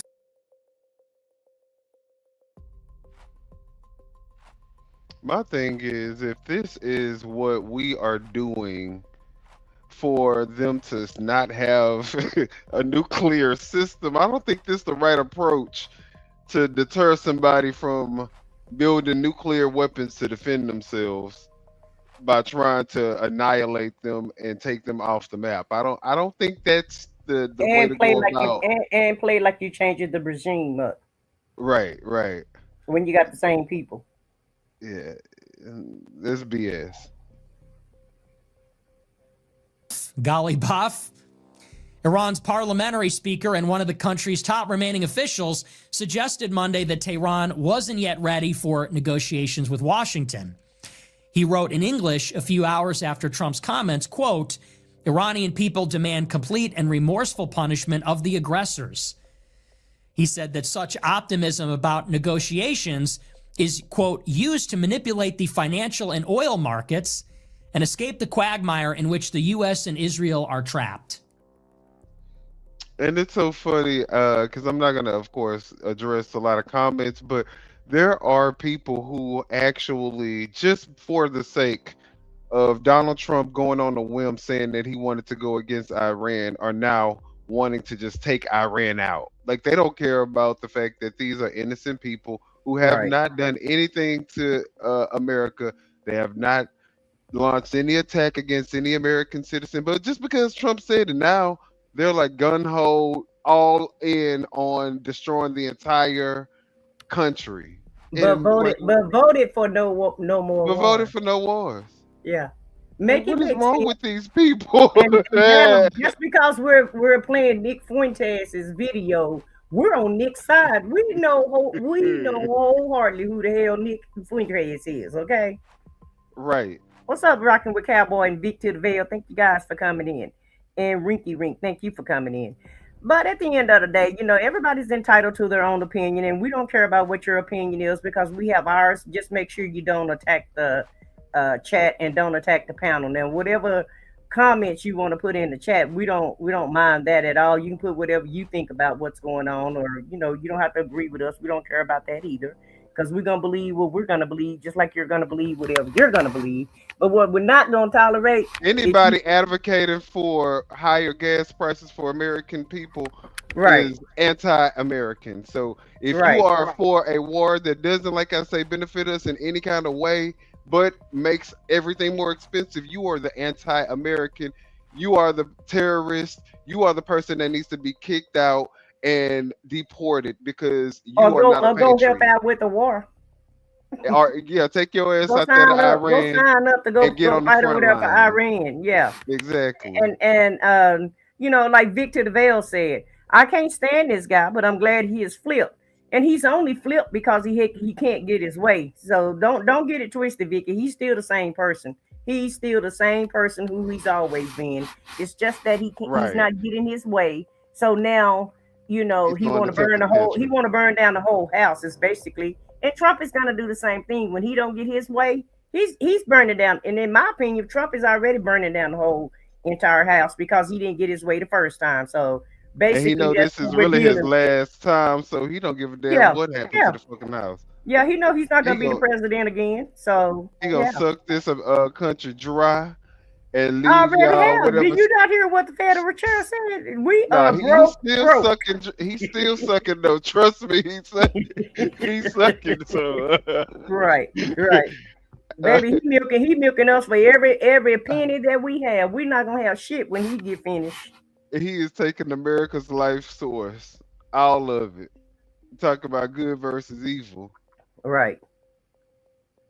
But it's okay though, because he's Agent Orange with the So makeup. let's unpack this a little bit. Here's the timeline. So Thursday, there are these reports that Turkey, Pakistan, Saudi Arabia, Qatar are lobbying the United States to make peace with Iran. These mediators are stepping in and they're trying to find a resolution. Europe is advocating for this behind the scenes as well. And so there is talk of talking. There are a lot of rumors that back channels and closed door, indirect meetings through intermediaries are happening. We have no idea if that's true. But there's all these rumors that some Iranian Trump is a personnel fool. are indirectly talking to some Look at that American weird- personnel about how to bring the war to a close. And this is being brokered, like I said, by other regional powers. Now, I wouldn't read too much into this because as it stands right now, these Arab intermediaries, they seem to have no influence at all.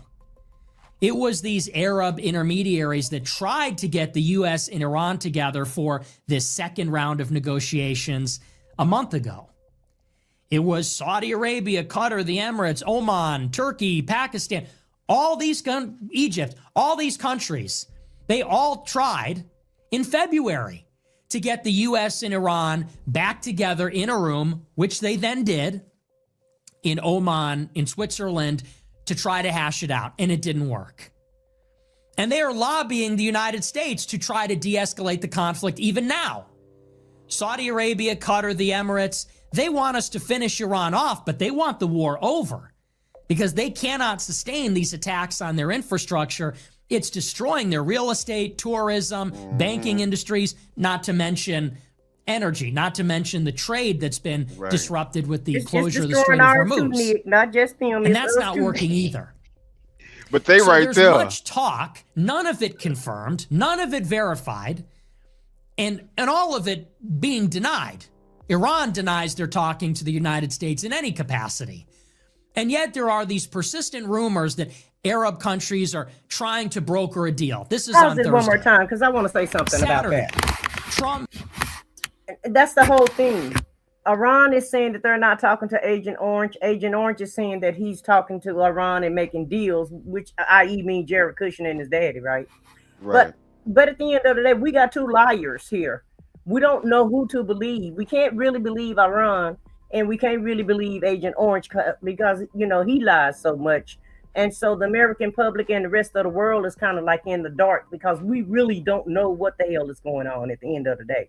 All we can do is watch everybody blow each other up and try to decipher what is true and what is not true, because this administration never tells the truth. They don't give you real numbers. They don't give you real data. And, you know, Iran is never giving out real data, you know, and so They have a propaganda machine. we got a propaganda machine against, yes, on both sides. On both sides. Hey, On both sides. on both sides Yeah. of the aisle. So you really don't know what to believe, okay? Yep. It's crazy. Because you're But I not don't really believe that- getting the truth. Iran ain't having no substantive conversations with America or the United States regarding the end of this war. As long as y'all are trying, I don't think that they're going to concede. I think that they're willing. No, sir. I can tell. It's not no think. They already said they are not conceding. Trump is trying to concede. They're going to retaliate in kind. Okay, they're going to make sure that whatever has happened to them has happened to the United States. Is what they Exactly. said. They're going to do some damage. Y'all took out their leader. Mm-hmm. and they say it's not They threaten to over take ours. They threaten to take our leader out too. until they retaliate in kind. So, Yeah. you know, I don't know what Trump think is going to happen, but he gonna have to really wipe out the entire country to make sure that he don't have to sleep with one eye open. And he better stay off that golf course. That's all I gotta say. And MAGA, y'all gonna have to take y'all ass out there to Iran and get boots on the ground, and we gonna have to deal with $10 a gallon gas because we'll endure it while y'all go fight for us. We will as long as y'all go fight. Yeah, y'all get on out there and go help fight. Since y'all this is what y'all want, go on sign up and go help fight. And we'll take care, and we'll hold America down while y'all over there fighting for We'll us. make that sacrifice. We'll take the $10 a gallon gas as long as MAGA is the ones. There shouldn't be no what they call it, draft. We shouldn't have to have none of that. Just MAGA. Right. Y'all put y'all uniforms on. Yeah. Y'all get on them airplanes and take y'all asses Boots on the home. ground, baby. Get those Put y'all boots on the ground. in Iran. Hey, Marjan, thank you for joining us tonight. And Iran said they waiting for y'all. They said they said they've been waiting for us. So yeah, they just ready for y'all to just get y'all uniforms on, get on them planes, and let's get it. So y'all go ahead Makes and this all go to ahead me. and Google the nearest place where you can go Recruitment. sign up. The nearest recruitment center, so you can go sign up and go ahead and fight. And says that Iran has to open up the strait or else. Now, as I said at the top of the show, one of the theories here, one of the working theories, is that everything that Trump does, all of these bellicose threats, all of the biggest operations, they always happen during the weekend. And I'm talking about just in the past several weeks since this war started. If you recall, the war started on Friday at midnight, which is in the middle of the daytime in Iran.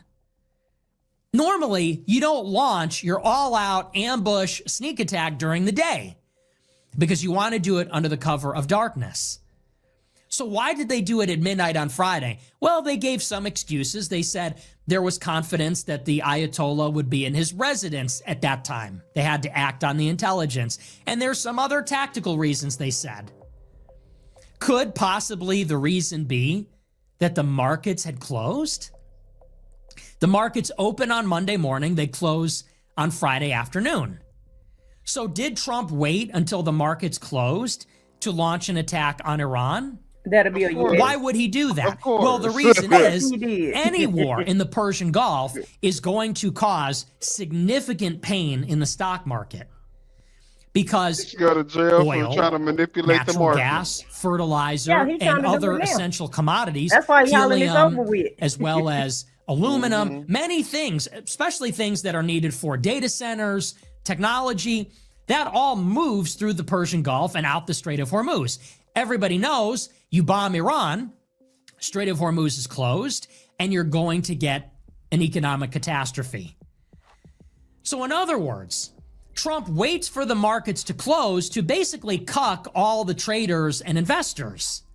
Damn. They're panicking. They see the writing on the wall, which is that there's going to be a global energy crisis, followed by a food shortage, followed by the entire AI bubble is going to burst. In that order. You bomb Iran, they close the Strait of Hormuz. Strait of Hormuz is closed. You constrain the supply of LNG, which causes huge price spikes in Europe. It constrains the supply of oil, which causes an energy shortage in Asia, and the price of oil skyrockets, and it causes inflation. After that, because fertilizer flows through the Gulf, most farmers have not secured fertilizer yet, you're going to have a food shortage. That's going to cause all inflation to rise. Without helium, without other components, the cost of electricity coupled with the cost of components for data centers is going to make all of these AI companies not profitable because they run on energy and commodities that go through the strait. And that is the source of all the GDP growth for the past year. So you have these cascading effects that all the traders and investors know about, but they can't do anything about it until Monday. So Trump launches the attack Friday night, And they say the war will last 4 days. Well, why do they say 4 days?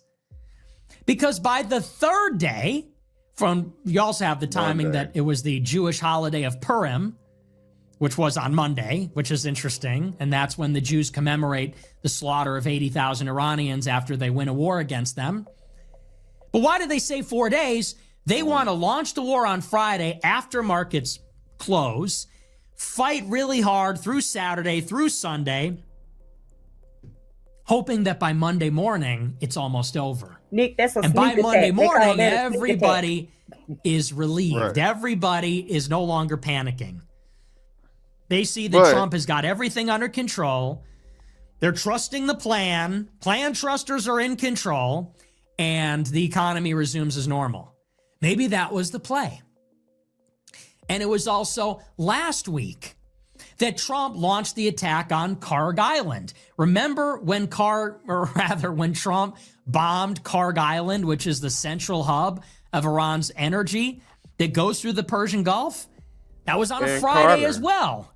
Bombed all the military assets, not the energy, but the military assets, the runway strip and the dock and all the military assets, also on a Friday. And then this weekend launches this ultimatum on Saturday night. 48 hours expires on Monday night. And the question is, did Trump do all of this so that by Monday morning, if Iran did not open up the strait, then Trump could call it all off and he could say, well, we're not going to hit Iran anymore, so all of Wall Street can relax. He says it after the markets close, so they'll all panic in the after hours trading. And then before markets open on Monday morning, he can change his mind. And it looks like that's exactly what happened. Just judging by the timeline alone, his announcement on Saturday caused everything to tank. It caused oil to skyrocket, gold collapsed, Bitcoin collapsed, the S&P 500 collapsed. Everything collapsed on Saturday because, again, all the investors and traders priced in that we're going to be rebuilding the energy economy for the next 5 years. If Trump bombs these power plants and Iran bombs, they unleash on LNG oil and desalination, it's over. And they knew that. But then Trump saves the day on Monday morning and says, you know what, never mind. And then the markets flipped. And all of a sudden, when the markets open a half hour later, everything rallies. And so whereas the market lost $2 trillion on Saturday, it made up about half of that minutes after Trump's announcement on Monday morning. And you have to wonder, first of all, clearly, there is a calculated deception going on. This is part of U.S. tactics and strategy.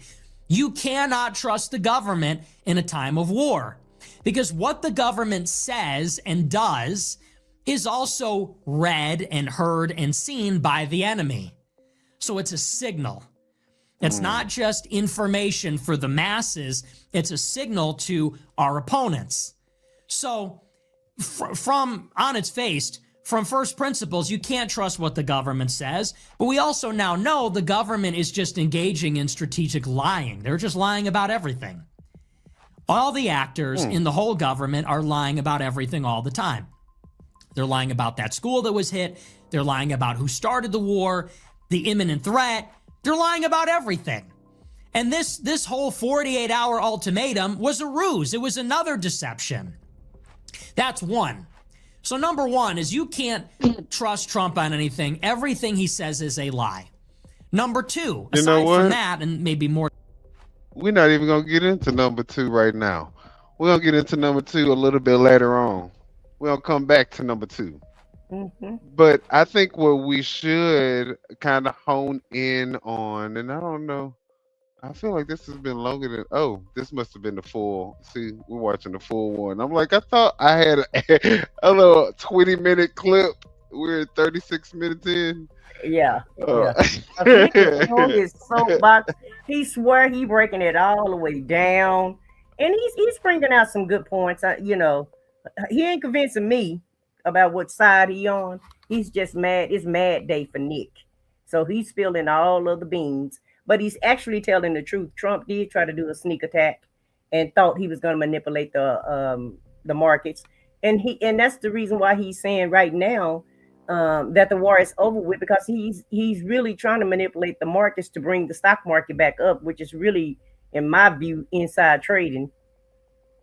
Right. Y'all go ahead and put your money back into the stock market because the war is over with. The war is over with, and it's not over with. So um, that's actually a true statement. And just like I said a while ago, you can't believe either side. You never know what the real truth is, and you're not gonna know what the real truth is about this administration until he's out of office. To be honest with you, and you have some real truth tellers Unfortunately. come in there and give you, at least half truths of what really happened, or if they don't try to sweep it all under the rug.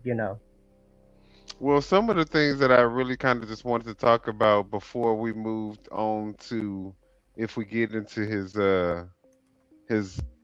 the second point, I think that I wanted to discuss what Israel is actually putting out.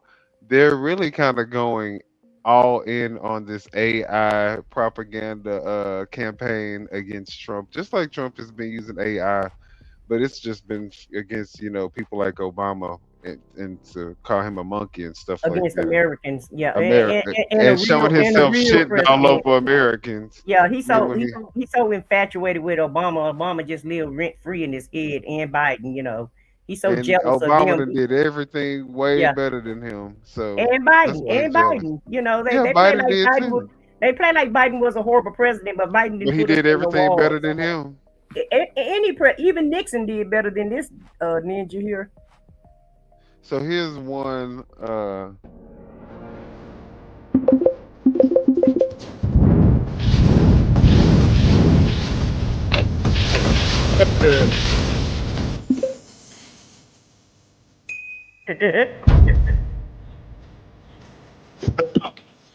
Oh, all price go up. Oh,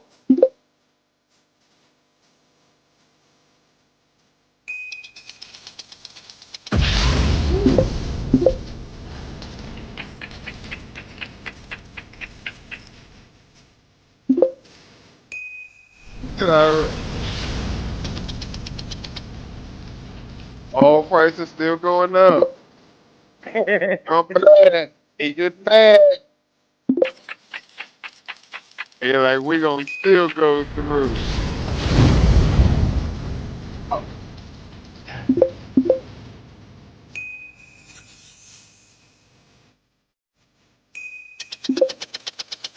Oh, is that China? China going through? Oh, Yeah, they still get their money. They still get yeah, their coin. yeah. Ching ching. No, they don't. No, no, no. Sorry, can't. Oh, all price up. All price up.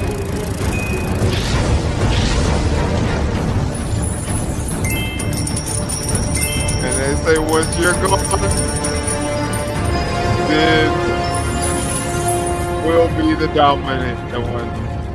Okay, so Iran sent that message, and I guarantee you, someone had to explain that to him. What are they talking about? What are they talking about? Because I'm sure he had no clue what that what that little AI demonstration was. I guarantee he had no clue what it was. Yeah, well, this one was a little more on the nose. So this one is another one that I ran. We are closed. Go away.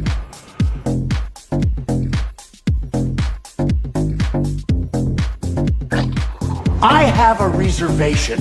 Private club. Go away. Uh, Child. they they are out of control. Well, they beating him on this level though, because they know, he doesn't listen to presidential briefings, but he do watch social media and Fox News all day. So they know exactly how to get to him. They're doing the Gavin Newsom, in my opinion, because Gavin Newsom trolls him well, and he hates it when Gavin Newsom trolls him. And that's the same thing that Iran is doing. They're trolling him. Oh, definitely, definitely trolling. In fact, Iran also had a message for Donald Trump, so I'm gonna play this lastly. A message for President Trump. A message to the President of the United States. The outcome of war cannot be determined by tweets. The result of a war is determined in the field, the very place. A message for President Trump. A message to the President of the United States. The outcome of war cannot be determined by tweets. The result of a war is determined in the field, the very place where you and your forces do not dare to approach, and you can only talk about it in your tweets. It's better to name this war as epic fear instead of epic fury. So stop tweeting and come fight us is basically what he is saying. No, I don't know if that's, funny, but definitely. Well, it's a message being sent. It's a message being sent. That he can understand, So do y'all think that it's time to bring troops out? And I mean, at the end of it, it really sounds like this is more like a war on egos at this point that people are losing their lives over. Right. So over dumb shit at the end of the day. Dumb shit. And then now they have TSA. But let me see, is this the Talarico? Emily Gregory. President Trump voted by mail in this special election, even as he has sought to limit mail-in voting with legislation and has publicly decried it for years. Listen. You will never have an honest election if you have mail-in, and it's time that the Republicans get tough and stop it, because the Democrats want it. It's the only way they can get elected. The problem I have with Colorado, one of the big problems, they do mail-in voting. They went to all mail-in voting, so they have automatically crooked elections, and we can't have that. Corrupt mail-in ballots with. President Trump claimed today the U.S. I ain't mean to do that. He's only harping on it because Democrats use it. Brought to my attention today that we're the only country that does mail-in voting. Mail-in voting means mail-in cheating. I call it mail-in cheating, and we got to do something about it. All right, let's go live to CNN's Randy Kay. She's on the scene for us in Florida right now. What are you hearing on the ground where you are, Randy? It's been interesting, Wolf. As you said, today's election is between Republican John Maples and Democrat Emily Gregory. She's a business owner, a military spouse, and a first-time candidate. He is a former council member from a nearby town. But it's important to note here, Wolf, that President Donald Trump won this district in 2024 by 11 points. And so the question is, how much of a factor will he be in this race? As you said, the Democrats are certainly hoping to flip this seat from red to blue. That would just be adding to a string of nationwide victories.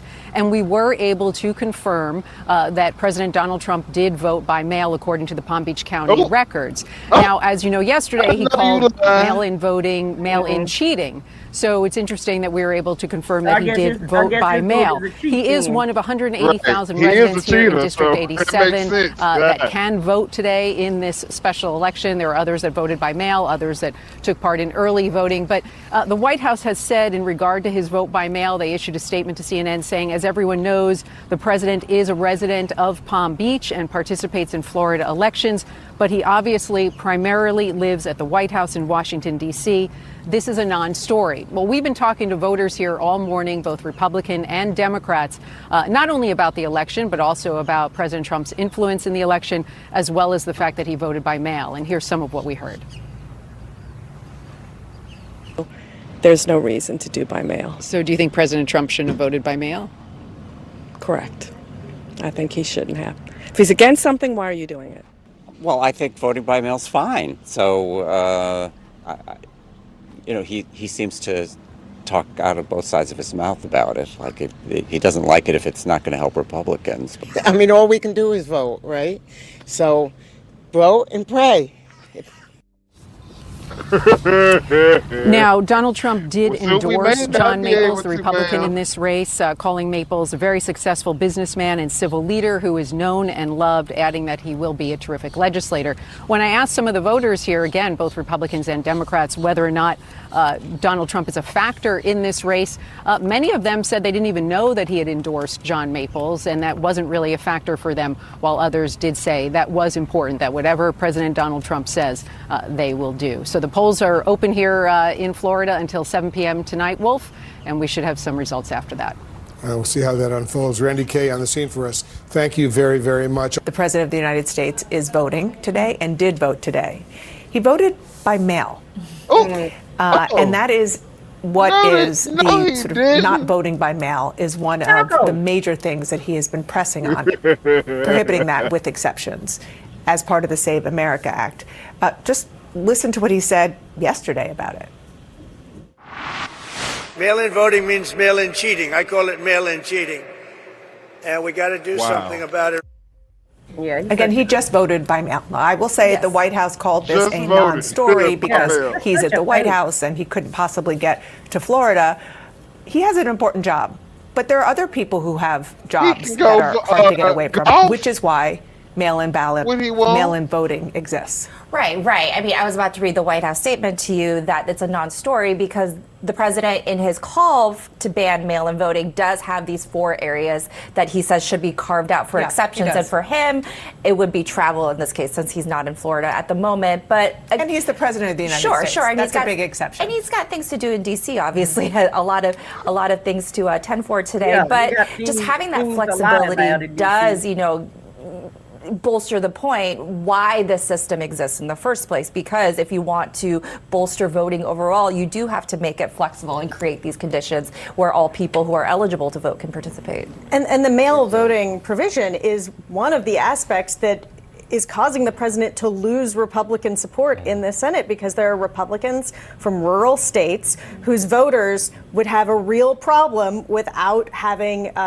standardized mail-in voting. This has been one of the frustrations from Republican Party officials since Donald Trump went on the scene, because they have spent years trying to boost Republican mail-in voting because it helps their numbers, and he continues to call it fraudulent. President Trump's ongoing battle against mail-in voting may soon be decided. The U.S. Supreme Court is now considering limits on ballots received after Election Day in a critical case that could significantly reshape the upcoming midterm elections. The case could have major implications for deadlines in other states as well that include a grace period. CNN senior legal analyst and former federal prosecutor Ellie Honig is here with me in the Situation Room. So what was your assessment of the arguments that were made at the Supreme Court yesterday? Well, Wolf, a lot of people across the country who vote by mail ought to get ready to send their ballots in earlier this coming election than they have in the past. Now, at issue yesterday was a Mississippi state law that gives people a 5-day grace period. It says it's okay as long as your ballot is postmarked by Election Day, it can still be counted if it's received up to 5 days after the election. Now, Mississippi is one of about 14 states across the country that has these grace periods. They can range from 1 day up to 21 days. It's not a red or blue state thing. For example, Mississippi has laws like this, as does Texas. On the other hand, so does California, so does Washington, D.C. Now, the gist of the argument yesterday from the challengers, which the 6 conservative justices seem to agree with, is that Election Day is Election Day. If you allow votes to be counted after the fact, that can lead to confusion. That could even potentially lead to fraud. On the other hand, Mississippi defended its law, and the liberals seem to agree by saying, no, as long as ballots are postmarked by Election Day, states can allow extra time in which to count it. But it sounded to me, Wolf, like this is headed towards the common 6-3 split, and it sounds like these grace periods are likely to be struck down. Interesting. The Supreme Court Justice Ketanji Brown Jackson said the issue comes down to who decides the policy, the states or the Congress. Yeah. About 30 states have a grace period that counts ballots mailed by Election Day. Could the states lose power here? Yeah, for sure. So I think people are familiar with the concept that the Constitution, Article 1, Section 4, says that the states get to choose. Here we see the states may choose the time, place, and manner of holding elections. That's for the states. However, you have to read on here because the second part of this provision says, but the Congress may at any time by law or alter such regulations. So it's up to the states unless Congress acts. And a key argument yesterday was when Congress enacted Election Day back in the 1870s, the Tuesday after the first Monday in November, did that mean everything has to be over, including the counting? Or did that just mean the ballots have to be cast? And again, the conservatives seem to read that as that means everything. That means the casting and counting of ballots. And that's why I expect these grace periods are going to come to an end. So if you vote in one of those states, get ready to send it in a little earlier. Yeah, you better get it in before election day to make sure it's going to be counted. If the rules do change, though, will that go into effect by this November's midterms? Yes, this was specifically addressed yesterday. Justice Kavanaugh asked the challengers, if we strike down these grace periods, are you going to be able to enact them by this midterm? And the answer was yes. We just need about 45 days notice. So even if the Supreme Court rules at the very end of its term, that'll be in June. That's plenty of time. So for November. So these rules could change, and this will impact hundreds of thousands of votes, could impact hundreds of thousands of votes in these midterms coming up November 26th. We'll see what the Supreme Court decides, although you have a good... Well, the Republicans are doing any and everything they can to try to stop the voting. We've never had a problem with voting in the past. And keep in mind, it had to go to the Supreme Court in order for black people to even vote, and women. Everybody had to fight tooth and nail to vote. Now that everyone can vote, the Republicans want to stop the vote. They want to slow it down. And they're attacking mail-in voting because more Democrats use mail-in voting than Republicans do, right? And if the shoe was on the other foot, they wouldn't say a word about it. But they know a lot of Democrats, mail their vote in. So now it's an issue for the Republicans. And they're so underwater. They're trying to do any and everything they can to stop people from voting because they know they're going to be losing in the midterms. So that's what this is all about, in my opinion. Well, it's a war on democracy, definitely that. Yeah. And he's the one who's been going around for the last decade talking about voter fraud, and the hypocrisy is crazy. Now he sent his in mail in, but he attacked mail in voting. But the same very thing that he's attacking, he's doing. He doing. Yeah. Taco at his finest, 101. That's exactly what he is, yeah. Taco. I think you had a clip. Let me see. Who is this? All right, guys. So the other day, Donald Trump said about James Talarico that his candidacy and the stuff he says, quote, insults Jesus. That's what he said. Now that's rich coming from a guy like Donald Trump. And he's running against like two of the most corrupt politicians in the country. I mean, Ken Paxton, it is literally comical how corrupt that man is. You had Texas Republicans were ready to impeach his ass, but Trump saved him at the last minute. And John Cornyn has been a MAGA guy his whole time, and he's never met a tax cut for the rich he didn't like. He's never met deregulation of Wall Street he didn't like. He's never met a war he didn't like. These people are the dregs of society, okay? So Trump goes after James Talarico, and then James Talarico fires back. And it looks like he does it while, speaking at this black church here, which I got to be honest, I love the optics of. And listen to what Talarico says in response to Trump. Watch this. The President of the United States just said that I insulted Jesus. You want to know what insults Jesus? Kicking the sick off their health care while cutting taxes for billionaires. You know what insults Jesus?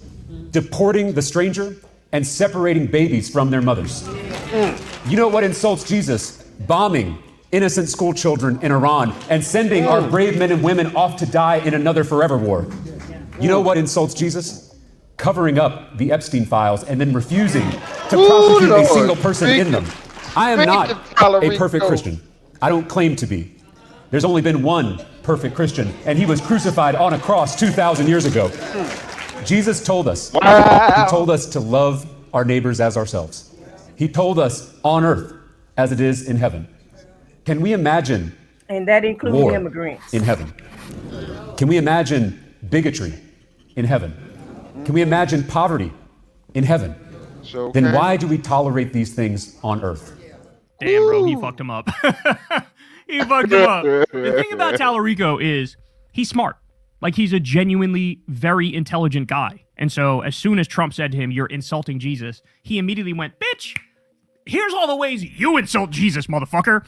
Like, hello, you're a war criminal, pedophile, rapist, and everybody knows these things. And we're going to pretend like you're not.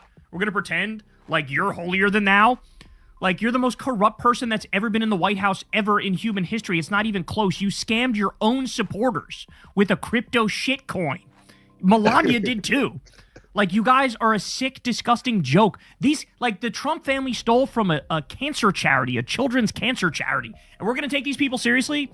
The person who was charged with 91 crimes, 34-time convicted felon, this guy, we're going to, oh, you're insulting Jesus. Are you kidding me? Your ideology is literally the polar opposite. Republican ideology, you cannot get further away from the message of Jesus in most of his moods in the New Testament than the Republican ideology.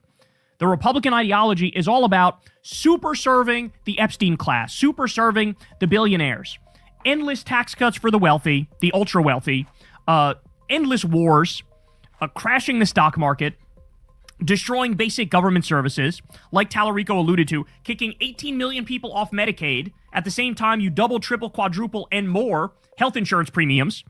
You like, I cannot sufficiently muster the words to explain to you just how anti-Jesus the ideology of every Republican in this country is. Okay. Instead of Trump advertising that he was going to lower medicine prescription costs by 17,000 and 568% and stuff, instead of him saying that, he should have been saying, I'm going to raise your medical premiums by 17,526%. That's what he should have been saying, instead of telling us the lie that he was really saying. Well, those that know him and know the lies that he spread, everybody knows whenever he says something, you flip it around, and that's really what the truth is. So you got to learn how to decode these words. And shout out to Kyle from Secular Talk.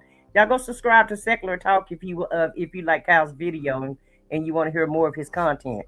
But everybody know that this guy just lies all the time. And so when he speak, whatever he say, it's the opposite of whatever it is he's talking about, basically. That's how you decode Taco. Pretty much. I think he did have some great talking points. So y'all definitely right, because at the end because people playing like they're such Christians and they love Jesus and they're holier than thou. And Trump is the chosen one, and but you hate immigrants, you hate your neighbor, you hate black people, you hate women. You do the most horrendous things to people, to your kids, in your families, and y'all go around, y'all raise these young men, young boys to want to go commit mass murders and crimes in schools and public places, and that's the type of people that y'all are. Y'all don't see that happening nowhere else but in y'all communities. And you gonna try to tell somebody else that they got? But it's the immigrants that's criminals, Yeah. The immigrant, all the Jesus would be on your side if he came back today, and would be like, okay, I'm gonna side with y'all. This the Christian thing to do. It's the Christian thing. Right. Yeah, he live in April. Hey, 2 cents. He say he lives April Fool every day. Jesus would have conversations with prostitutes before he decides to have conversations with you MAGA maggots. Right. That part. So we have a few more videos, guys. First, it's so hard to know what I want to play. But let's play direct negotiations with Iran, and that the country has agreed to never have a. We're in negotiations right now. They're doing it along with Marco, JD. We have a number of people doing it, and the other side, I can tell you, they'd like to make a deal. And who wouldn't if you were there? All right, CBS News Pentagon reporter Eleanor Watson joins me now. Eleanor, I know you have some new reporting about new U.S. deployments to the Middle East. What can you tell us about that? Yeah, the Pentagon is sending elements of the 82nd Airborne Division to the Middle East, including a headquarters unit as well as some ground forces, raising the possibility that the Trump administration could decide to put boots on the ground. These elements from the 82nd has an immediate response force that can deploy anywhere in the world within 18 hours of receiving the mission. They can parachute in, secure territory, and capture it, secure it until other forces get blown up can by a arrive. missile. Those elements of the 82nd are headed that way. At the same time, a unit of 2,500 Marines is coming from the Pacific, expected to arrive in the Middle East later this week, and another unit from California of 2,500 Marines is on its way, expected to arrive over the next few weeks. These are the type of units, Tarika, that can launch limited ground operations. Think seizing Khark Island, that crucial hub for the export of Iran's oil, or securing the southern flank of Iran to help reopen that Strait of Hormuz. They're not going to be able to secure Eleanor that Watson, flank. I know you will stay on top of that for us. That's a suicide mission. Right. For more on this topic as a whole, coming let's through. turn to CBS News. And no, they said come through. They've been waiting for you guys. That's what they said. That's a dare. That's a dare. So they want y'all over there. They waiting for y'all to bring y'all stupid, dumb, goofy asses out there on their turf. Listen, parachute over there if you want to. Guarantee you gonna hit that. You gonna either hit that water or you gonna hit that dirt. Trust me when I tell you that. In the same spot. They go probably they go land up with so many mines. They probably can't wait till y'all bring y'all dumb ass out there to fight with a drunk in charge, with drunk feet in charge of everything. FAFO if y'all want to. Trump ankles look like he got elephantitis. White House reporter Olivia Rinaldi. I know you've been following this all day. I've been seeing you on television, Olivia. The president alluded to getting a gift from Iran that had to do with, he said, oil and gas. He said that it let him know that he was dealing with the right people. What details did he disclose about the negotiations as far as getting closer to having some sort of agreement with Iran moving forward? Well, Tarika, it's great to see you. And yes, the president did say he got a present from the Iranians, but still a lot of questions remain about exactly who the White House is talking to when it comes to negotiations with Iran. Today, we did learn he was speaking for the U.S., and that includes the Vice President, J.D. Vance, Secretary of State Marco Rubio, the Special Envoy Steve Witkoff, and the president's son-in-law, Jared Kushner. They are part of this group that is negotiating, they say, with Iran. But you're right, the president did say today negotiations are trending well. He said Iran gave us a present. This was in response to a question from our own Ed O'Keefe asking why the president trusts the Iranians at this moment. Take a listen to what he said. Do you think I trust them? I don't trust them. Well, then why bother talking to them? Because they're going to make a deal. They're going to make a deal. They did something yesterday that was amazing, actually. They gave us a present, and the present arrived today. And it was a very big present worth a tremendous amount of money. Now, the president also told our Jennifer Jacobs that the prize, the present that he got, had something to do with the Strait of Hormuz. So we do know it has something to do with gas and oil, but we don't know exactly what this is. And also a reminder, the president has paused any retaliatory strikes on Iran's energy infrastructure while they're in this negotiation period that he says will last until Friday. So we will certainly be asking what this present is and whether or not we can see it. Tarika? Yeah, and Iran not saying about anything You as won't far as be details able about to. this gift. Olivia Hell Rinaldi, no. thank you so much. They got a gift for our ass, all right. Right. They're going to give us the gift for death. It's what they're going to give us. So, The you know. gift of having to choose a new president Right. before the end of their term. And try to recruit some new soldiers because basically he finna get some people killed is basically what's getting ready to happen. Hey, Vaughn, thanks for coming in. That's it. Yeah, what's good, Vaughn? And shout out to CBS News for that news clip. Absolutely. Thank you, CBS. All right. So with that being said, let's see what this is. But you know, he's like I said, he's trying to do anything he can to manipulate the market. So any type of ease or comfort or any words he can say to try to make the market react, that's basically what he's trying to do, in my opinion. Absolutely. Absolutely. Oh yeah, we talking peace. We real close to a peace deal. They gave me a present and everything. Now lower them goddamn prices. But you notice he didn't tell us. You notice he didn't tell us what the damn present was, though. Did he? Yeah, that's what I'm saying. That's what I'm saying. Yeah. He like, yeah. We doing real good. We almost right. We right there. We getting everything we wanted, then some. And they gave me a gift, all types of shit. So go ahead and lower them prices.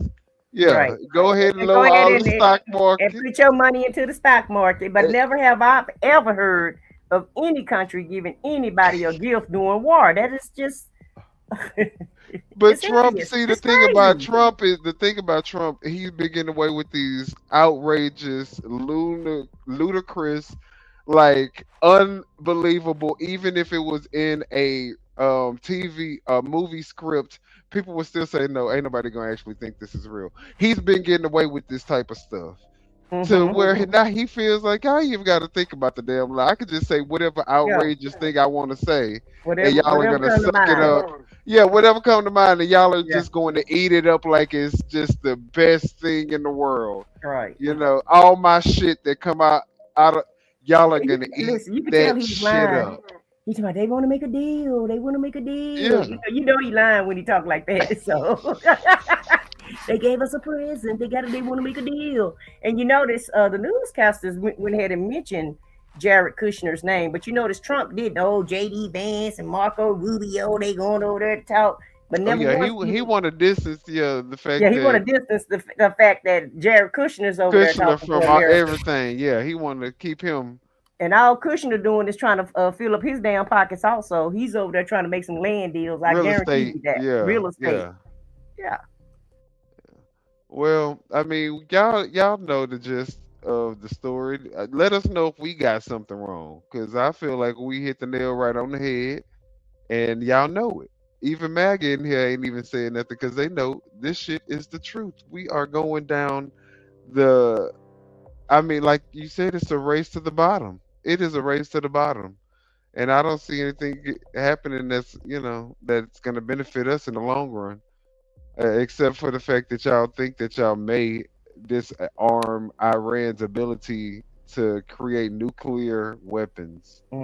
I doubt it. Y'all make sure y'all hit the like button and subscribe to the Off the Record channel and I Said What I Said channel if you haven't done so already. And thank you guys for being here. We appreciate your presence. Absolutely. And we gonna, of course, the last clip I will for the last, it's the last clip, but now we have ICE in the airport, y'all. So oh God, I have a few clips of ICE, but I'm just gonna play one. We're gonna mini mo it. Okay. What's your name, bro? They went in the line. They went in that line back there, so they have to go down. They just sent them down? They just told us send them through here. Yeah, they told us. Yeah, they said go through here. Go ahead. The line is over down there. Yeah, they said to send them all up here. You said you already been through twice. Yeah, that's what I'm saying. I don't know where to go. Cleared up. Thank you.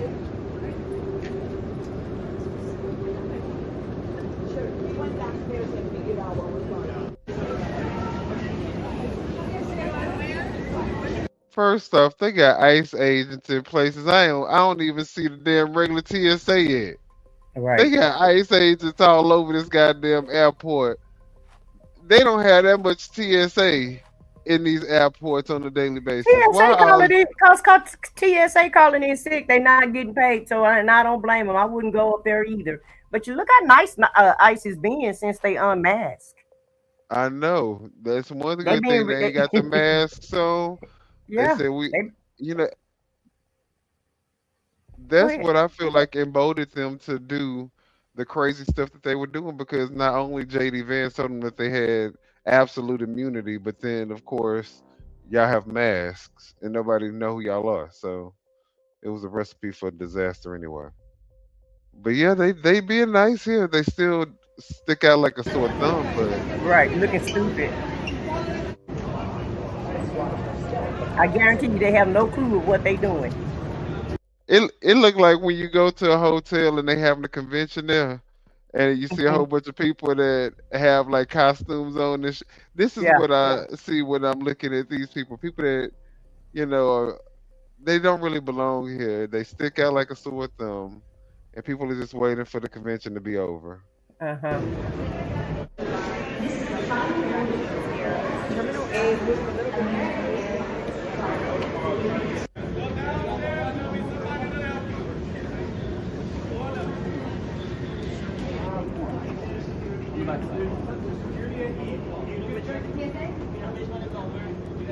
at this. Like, what TSA person does this right here? People know which direction to go. Yeah, they're directing traffic. Yeah. Regular TSA, like, you got to find your own gate or you're going to be SOL. Okay. And it say you only got 14 minutes, so you better hurry up. Right. That part. Okay. So I guess they are being helpful. So child, I guess, child.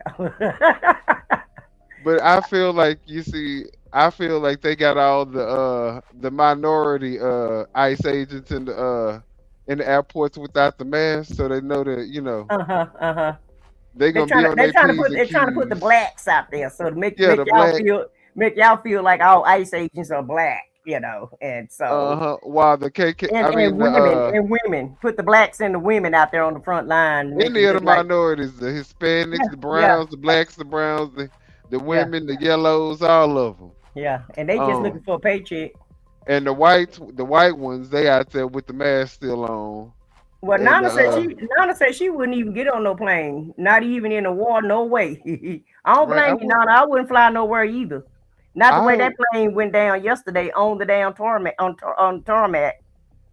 I would just have to be like, nah, I'm good. We're gonna have to take a break from traveling. We can drive. Yeah, we can take a road trip where I could drive. At this point, I don't even know about driving because when you're going into these other territories, these other spaces, you don't know what ICE look like out there, and what. It's just. Well, they showing you who ICE is. They showing you who ICE is right now without the mask.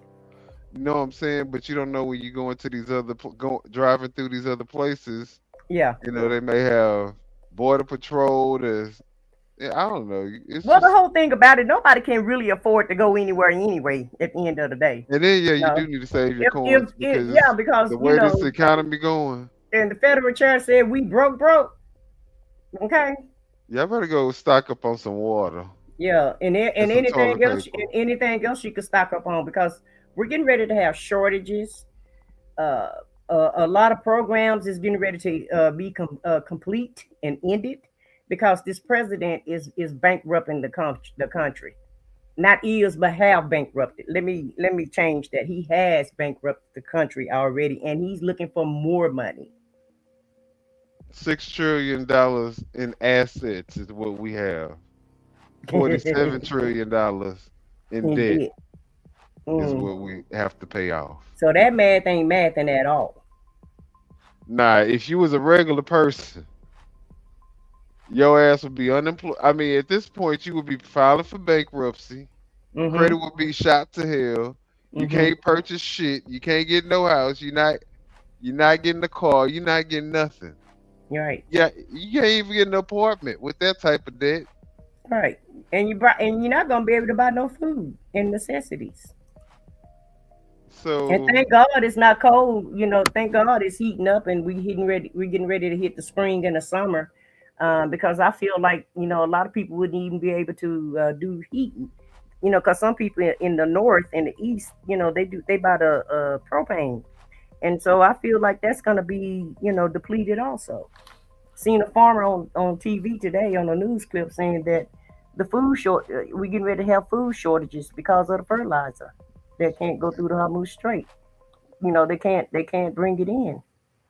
And you're going to have to be eating them military PPEs and shit. Oh, God, I hope not. I'm gonna stick with beans and rice. Beans for protein and rice for a filler. That's they what got that. They got that PPE. I think they got that. No, I don't want that. I don't want that astronaut food. I don't want that. Yeah, because that's basically what that is. She said she have. Nana said she's having trouble keeping groceries in her house, being on disability. Exactly. And you know what, Nana? I hate to be the bearer of bad news, but. With us being bankrupt, are people gonna get their disability and Social Security checks? For much longer. How much longer will that be going out? Yeah, we in a very bad situation. This is like a worst case scenario, y'all. I know a lot of these the people that live in America are still, we're still kind of cushioned. Naive and naive. Yeah, like we can still be oblivious, oblivious, blissfully unaware of what's going on.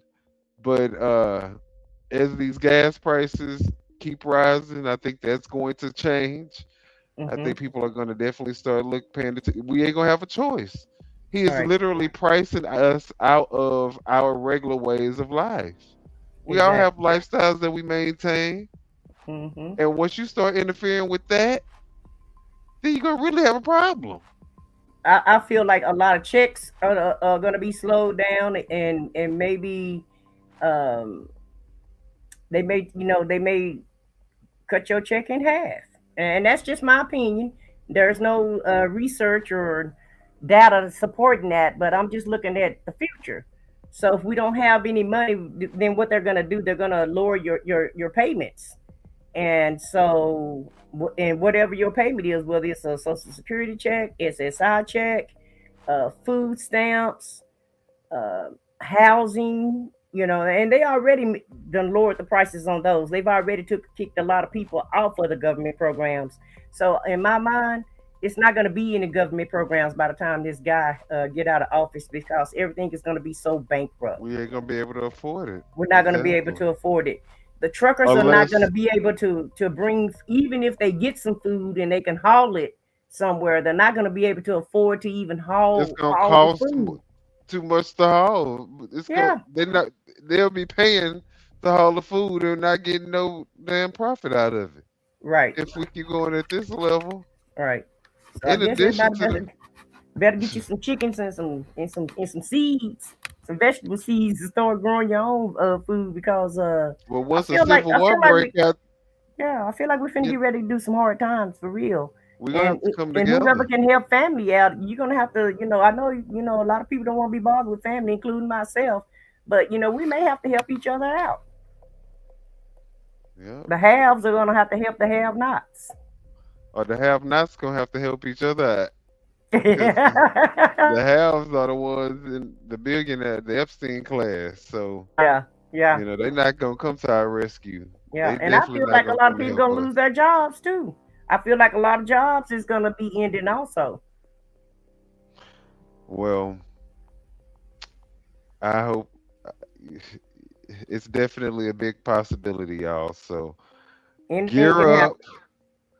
We're in some uncharted territory, some crazy times that none of us have ever witnessed before. We are literally in the midst of history being made. And I don't know if America is going to be on the right side of it when it's written in the history books after everything is said and done. So let's just pray. I feel like the depression that they had, the Great Recession depression that they had in 1928, I think this is gonna make that look like a cakewalk. People always, a lot of people get caught up in what it is that they're doing because of greed, and because they never it's never enough for them. With Donald Trump, it will never be enough. There's not enough things that you can do. There's not enough praise that you can give him. He will eventually turn on you if you're not able to give him what he's what he's looking for. So and the fact that this is the person that's running the country, someone who doesn't have the maturity to just say, you know what, we don't have to try to conquer Greenland, Canada, Venezuela, Iran. Like, I don't have to do all this in my term. Cuba. Like, I don't have to do, like, there's no restraint with Donald Trump. He's willing to put it all on the line, and he doesn't give a fuck who he has to who he has to step on to do it. So this is crazy times that we're in. I just can't say it enough. Like, I really can't believe that this is the life that Lord decided to have me in. I thought we were going to be in the golden ages of technology, I don't everybody know how getting you thought that. along. Not with this president. I don't know how you thought it was Well, going I to be didn't think golden. that this would be a president. I didn't think that Oh, okay. this would ever be an option for America to have a president that is a fucking lunatic. And not only is he a lunatic and a narcissist and probably a social Unhinged. reject, but he is also just surrounded by a whole cult of people who are willing to do any and everything that this man says. And to be honest, I don't think that they're willing to do anything and everything that Donald Trump says. I think that they're willing to do any and everything that he does because they're aligned with his ideology. I feel like all of them hate America. I feel like he hate America and they do too. Right. Absolutely. And the American values, I feel like they hate everything that the Constitution stands for, and they just hate America, and they're willing to burn it all the way down, thinking that they're going to have a better society.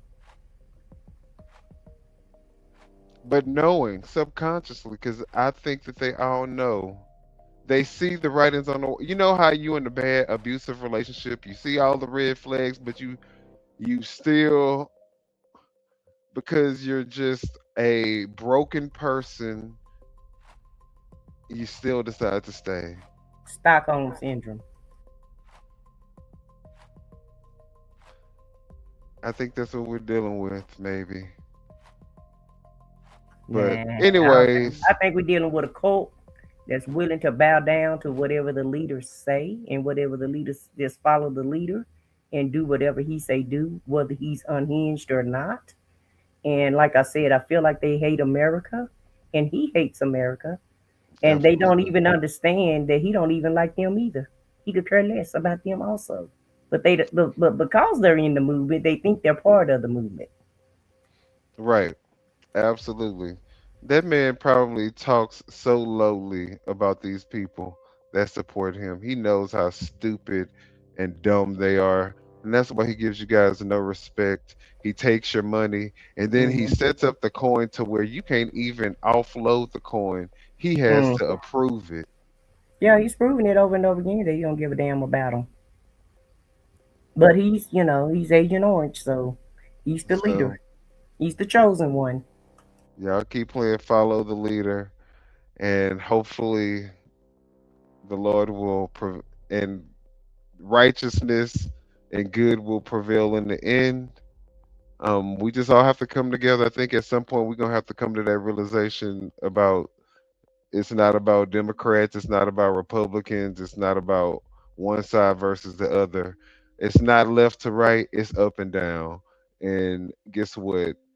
You're probably the one that have, if you have to look up because these billionaires have way more than you, then that means that you're the one on the bottom. So checkmate. We all in the same spot. And with that, guys, we gonna call it a night. Y'all be blessed. Y'all hit the like button, subscribe to the channels. Off the record, I said what I said. Foxy2, Roxy3, and we will see y'all on the next show. And thank y'all for joining us. Good night. Yeah, you know what time it is. No scripts, no filters, no fear. We said what we said and meant that. Off the record, yeah, we keep it real. No filter shit, we say what we feel. Politics, stories, truth on display. Come on, we talk that talk in our own way.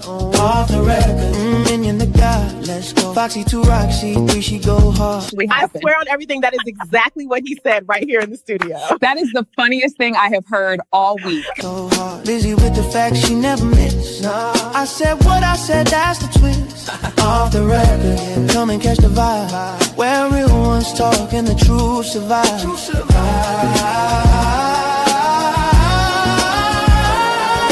Late night truth, we don't just speak. We pull the roots from what they keep.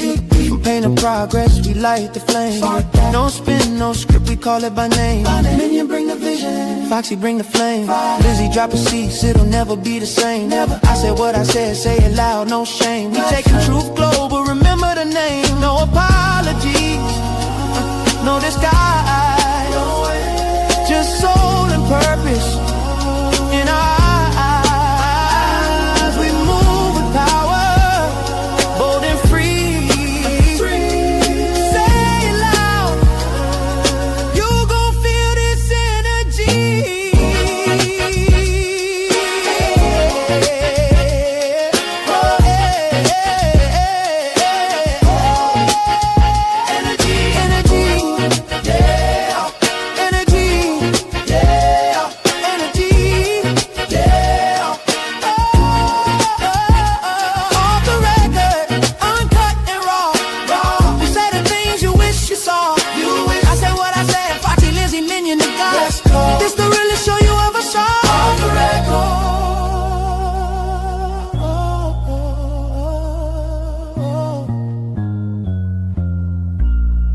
Said what we said. Crop the records. Yeah. Yeah. Say what we said. The record.